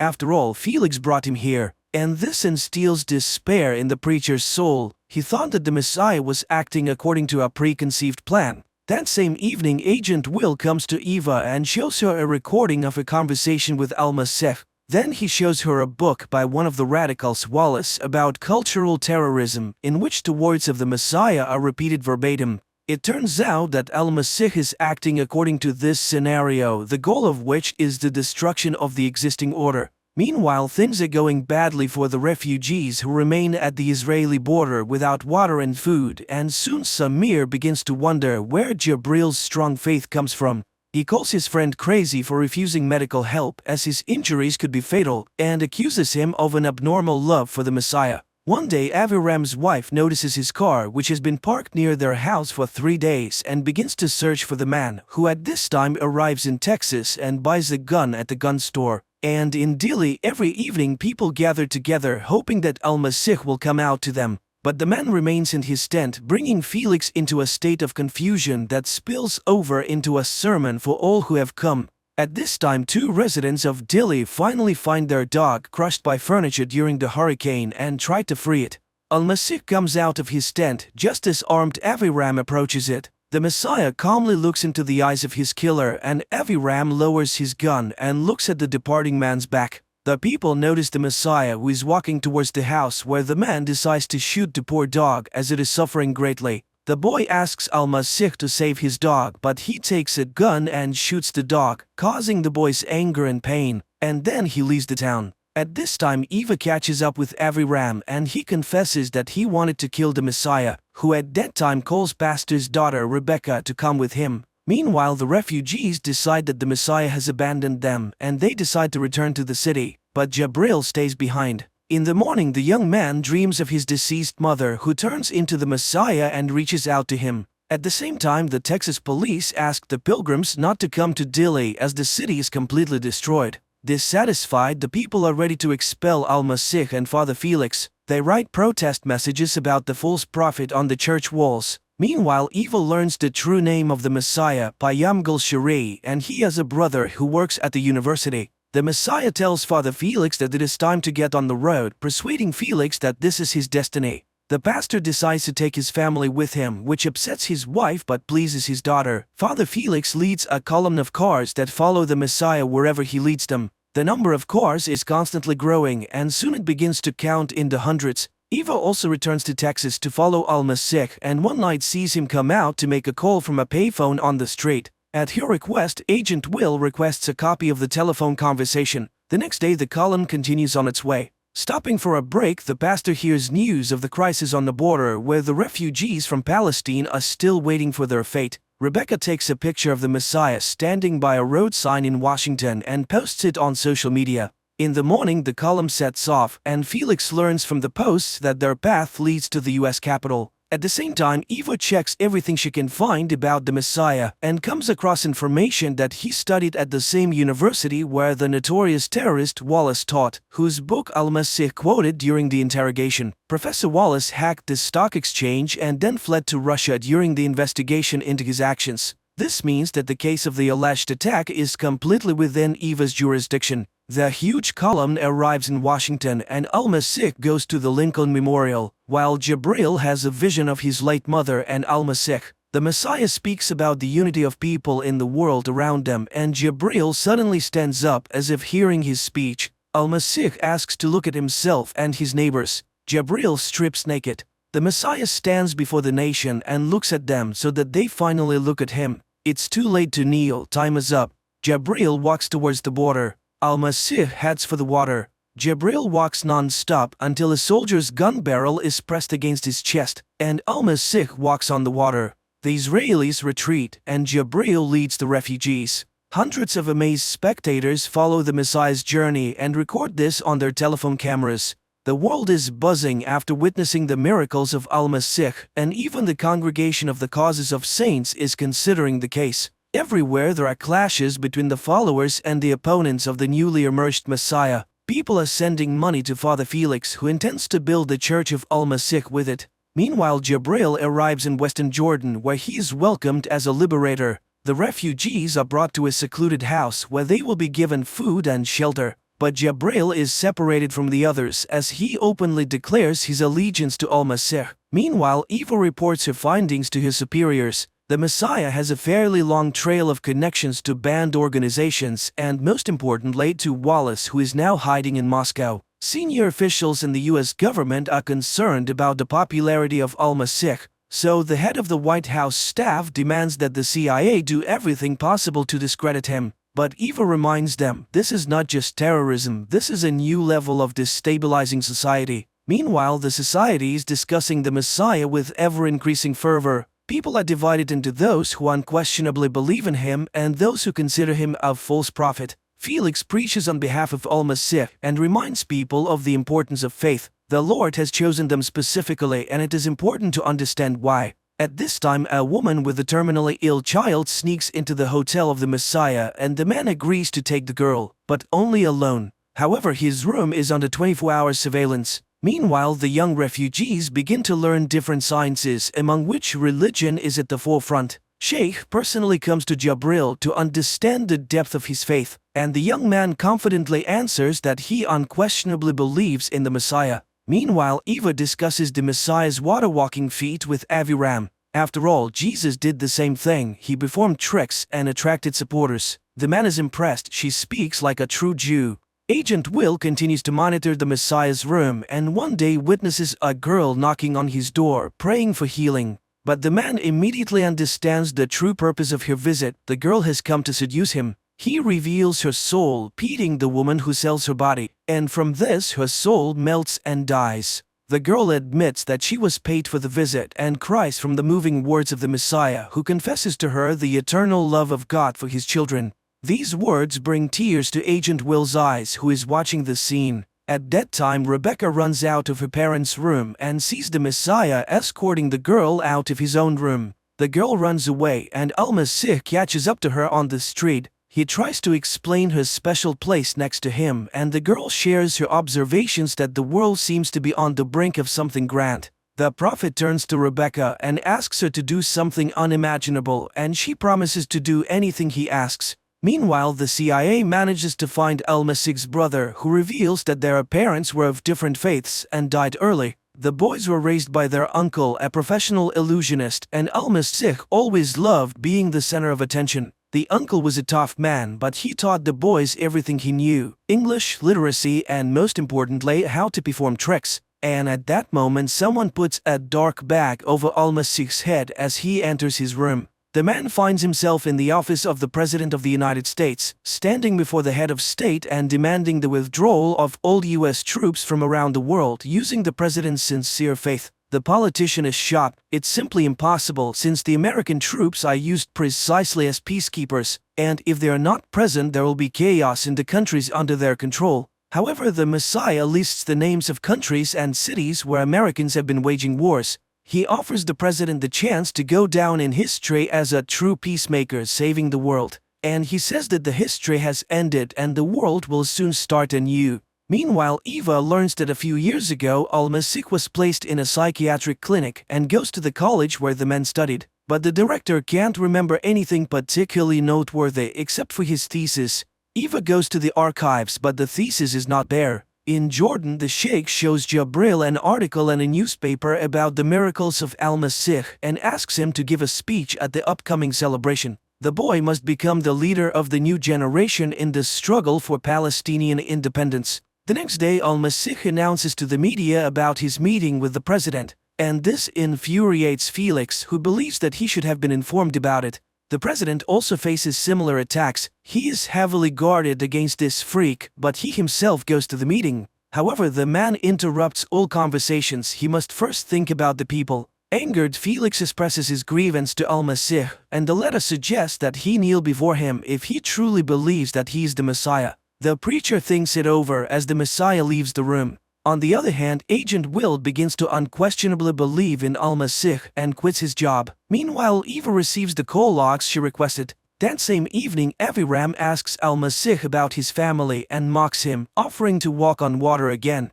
But the man only smiles in response and asks a counter question: why isn't Aviram leaving? The agent can't answer. The president talks to Al-Masih again and he informs him that there is no more time to think. At that moment, water begins to flood the president's feet. Upon waking up, the man learns about an unprecedented flood destroying the U.S. coastline. Later, the daughter of the Reverend Iguero tells him that Al-Masih came to Texas for her, not for her father. Meanwhile, in Jerusalem, a guard confesses that he was the one who freed the Messiah from prison, not Aviram Dahan. That same night, the girl hired by the president's assistant to compromise Al-Masih returns all the money she received for it. She doesn't care whether he's real or not. What matters to her is that he's a very good person. Meanwhile, the president flies over the affected areas and, in addition to providing material assistance, urges people to pray and hope for the help of the Lord. At the same time, the pastor's wife asks Al-Masih why he chose their family. He says that faith can be found everywhere, and he wants the same thing that the Lord wants, the flood.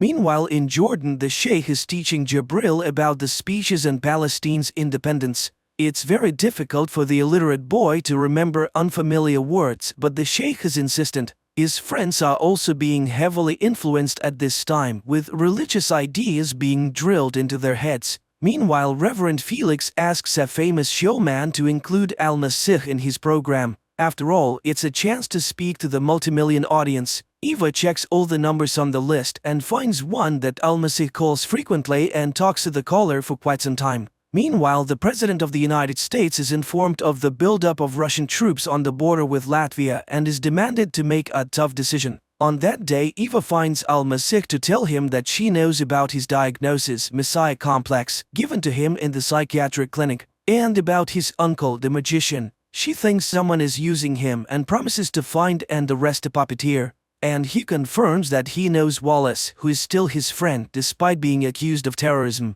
After that, Felix tells Al-Masih about the invitation to television and he agrees, but only if the Reverend brings his daughter with him. In the evening, Eva talks to her father and is amazed to learn that her own father believes that Al-Masih is the Messiah of the end of times. Meanwhile, it turns out that the complex in the Badia is a terrorist training camp and Samira is being prepared for the role of a suicide bomber. Meanwhile, Eva decides to act on her own and dials the number that Al-Masih constantly calls.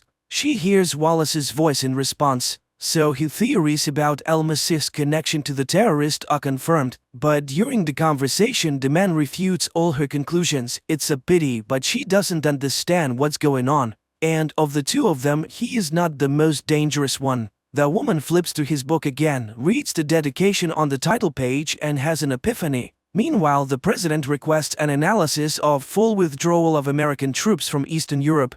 Eva goes to her boss. Wallace's book is the work of Al-Masih, so it's actually the opposite. The recognized terrorist is a disciple of the Messiah. In the meantime is the day of the television appearance. Al-Masih and Rebecca prepare for their performance. At the mosque, many believers come to listen to Jabril's first speech. The boy is very nervous, but the sheikh is nearby and guides him. The show host warms up the audience before the Messiah's appearance on stage, while Samira is also being taken to the mosque. But just before going on stage, the Messiah leaves the studio and gets into a car, while Samira puts on the suicide bomber belt. The audience demands the Messiah's appearance and Rebecca takes the stage. Jabril starts his speech about the Messiah simultaneously with Rebecca, while Al-Masih is driving in Avram's car. The teenagers repeat his words to the audiences, "We are all one people." At that moment, Samir enters the mosque, shows the explosive device attached to his chest and raises the button. Looking into Jabril's eyes, he can't bring himself to press the button. However, Samir's mentor remotely activates the bomb vest. Rebecca suddenly loses consciousness in the studio. A powerful explosion rocks the mosque. The action moves back several years, when Avram and his partner kidnapped, interrogated and killed an underage son of one of those who had organized an explosion in which Avram's mother died. But it turned out that the boy was not the man's son at all, and it is still haunting the agent.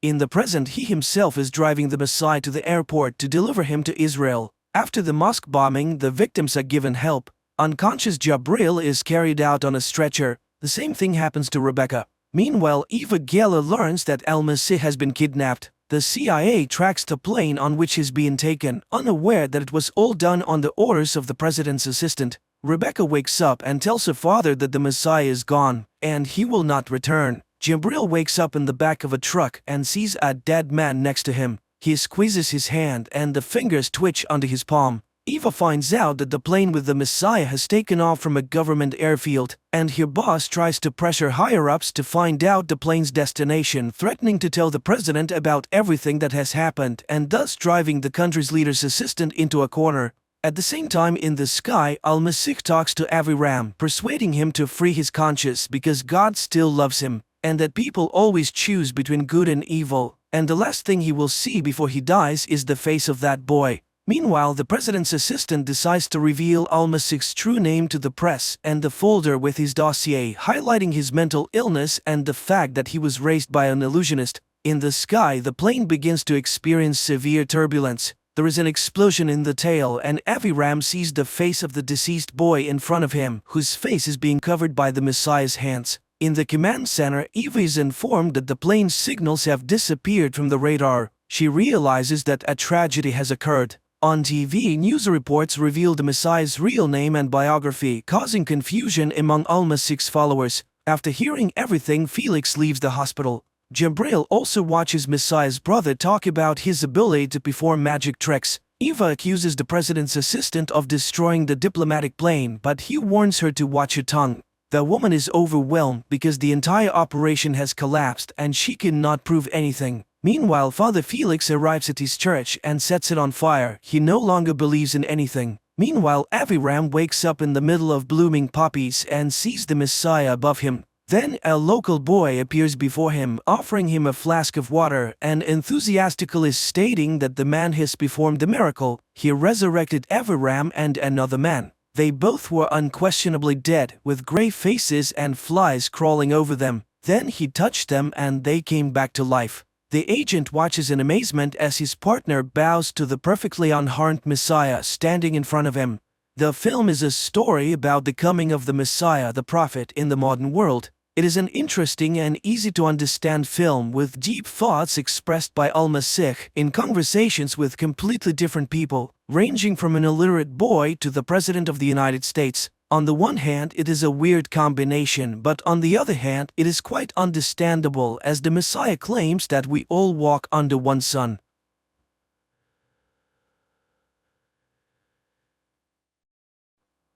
The film takes place in the small town of Wengenberg, where a young girl named Jennifer lives with a skewed face and a disgusting hump in the family of a cowman. Because of her ugly appearance, the girl is constantly mocked by the locals, and one day when Jennifer is once again mocked by a couple of local young men, the girl accidentally opens a portal to the magical Tor Lara in Aretuza, where she's met by the young wizard Istrid. The guy is concerned. All magic leaves traces which wizards can use to find someone who has even an ounce of magic in them. He decides to save the budding sorceress and opens a safe portal that brings Jennifer home. Time later, a beautiful and wealthy lady arrives at the farm of the girl's father to buy a pig. But upon seeing the girl, she expresses a desire to buy her too. And the father, who does not hide his disgust for his daughter, sells her for half the price of the animal, despite the pleas of her mother, who recognizes the lady as a witch. So Jennifer finds herself in the magical school of the enchantress Tisaya of Rees, where several girls are already studying.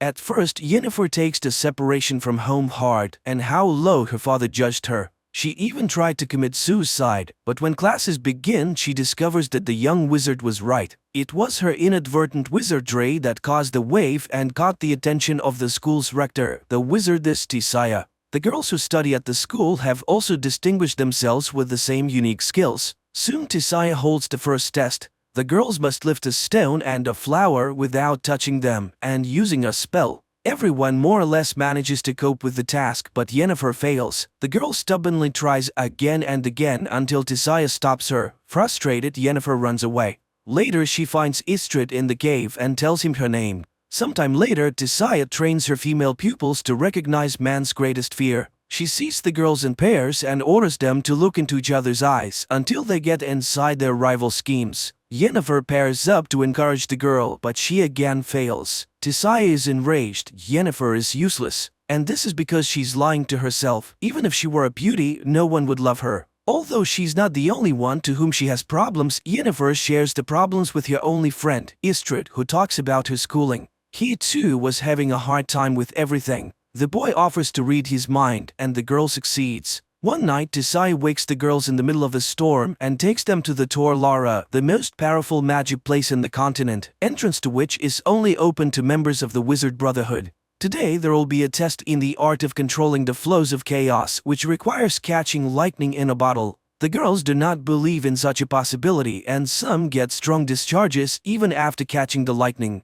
Jennifer's turn comes, and she reaches up with the bottle, but it is thrown back against the wall. Enraged, she directs her power at her more fortunate opponent, Tisaya, blocking her mental blow. Later, she reprimands her apprentice she almost killed today, which means that her emotions can ruin her own. Tisaya cannot be sure that Jennifer will not go along with her feelings and harm his school, for she's to become a court sorceress, and the weak have no place near a ruler. The enchantress already doubts that there's anything in her that the wizarding chapter needs. Frustrated, Jennifer tells Istrid everything. But most importantly, the enchantress knows all about them and they won't be able to see each other again. The guy is willing to show her other, more ancient and powerful magic, but it is very dangerous. He shows her the skulls of the dead elves who built Aretuza. They were the first wizards of the continent, and they were the ones who built all the magical places. But humans came to the continent and slaughtered them. Istrid gives her a flower that can only grow where the elder blood rests and reads a spell, which by repeating it the girl opens a portal.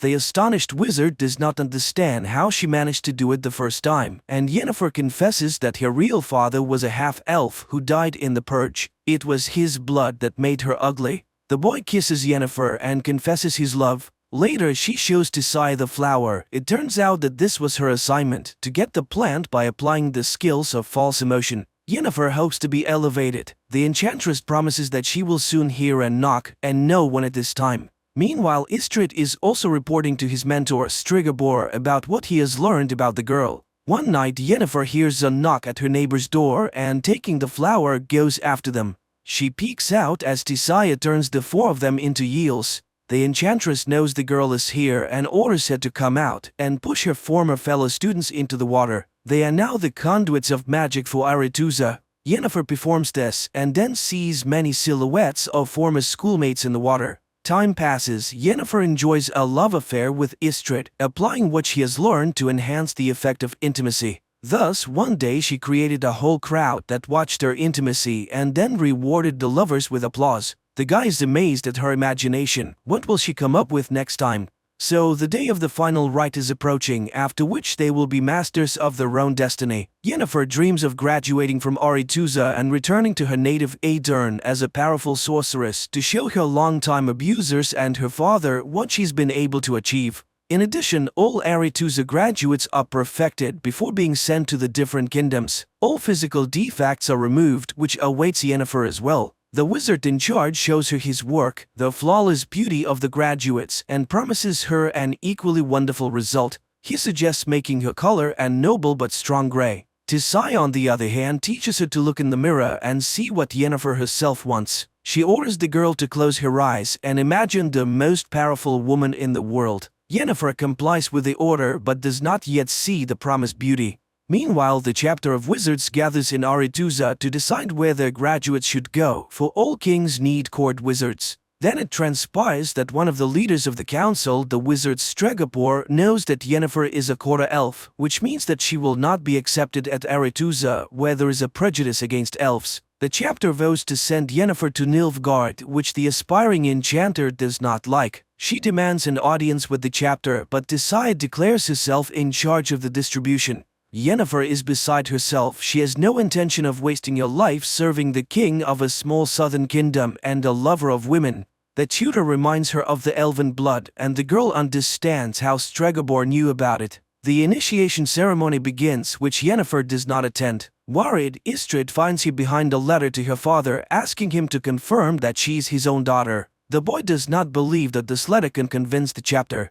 But the girl simply does not know what to do, for even if Istrid disproves his words about her origins, no one will believe him anymore. The enchanter is frustrated. He didn't know why Strigobor needed this information, and she has already missed all the initiation spells. Istrid suggests that she should go with him, for he has been offered to become an explorer. They can travel the continent and discover the unknowable. But unexpectedly, the girl cruelly ridicules his plan. She's not going to dig through the dust of the ages at all, and these are his dreams and intentions, and her opinion, as always, he does not even ask. Istrid is shocked. Yennefer is not at all what he thought she was, and he expresses his opinion that she's angry because she missed her chance to find beauty. But a girl needs power, and she didn't experience so much hardship studying at the magic school for nothing. Yennefer runs to the enchanter, who is in charge of perfection, and demands to show her art. Not even the lack of a potion to dull the terrible pain that accompanies the transformation process stops her. As the magician begins the process, Yennefer asks for her eyes and the cut marks on her hands as a reminder of her former weakness. And the wizard informs her that every magic has a price. Having been reborn, she will not be able to walk. But the girl agrees to everything, even to the removal of her womb necessary for a complete transformation. The magician reads spells, and the girl screams in terrible pain and rips the chains with which she was tied to the table. Her spine straightens, her entire body seems to melt and shift from one form to another. Finally, writhing in pain, Yennefer loses consciousness. Meanwhile, in the main hall of Aretusa, the initiation ball continues. Suddenly, Tisaya sees a door opening in which stands an unusually beautiful girl with violet eyes. She realizes that Yennefer has disobeyed her orders and hurries to take her away. But it is too late. The Aedirn ruler has already noticed the beauty. He invites her to a dance where he expresses his desire to see her as court wizard in his kingdom. Tisaya has to retreat and only watch the dance of the king and the enchantress from afar. Directed based on a series of books by Sapkowski, The Witcher is quite curious, fascinating and vivid. The atmosphere of magic, the world of monsters and steel swords transferred quite well, so the adventures of the female protagonist will be even more exciting in the next episodes.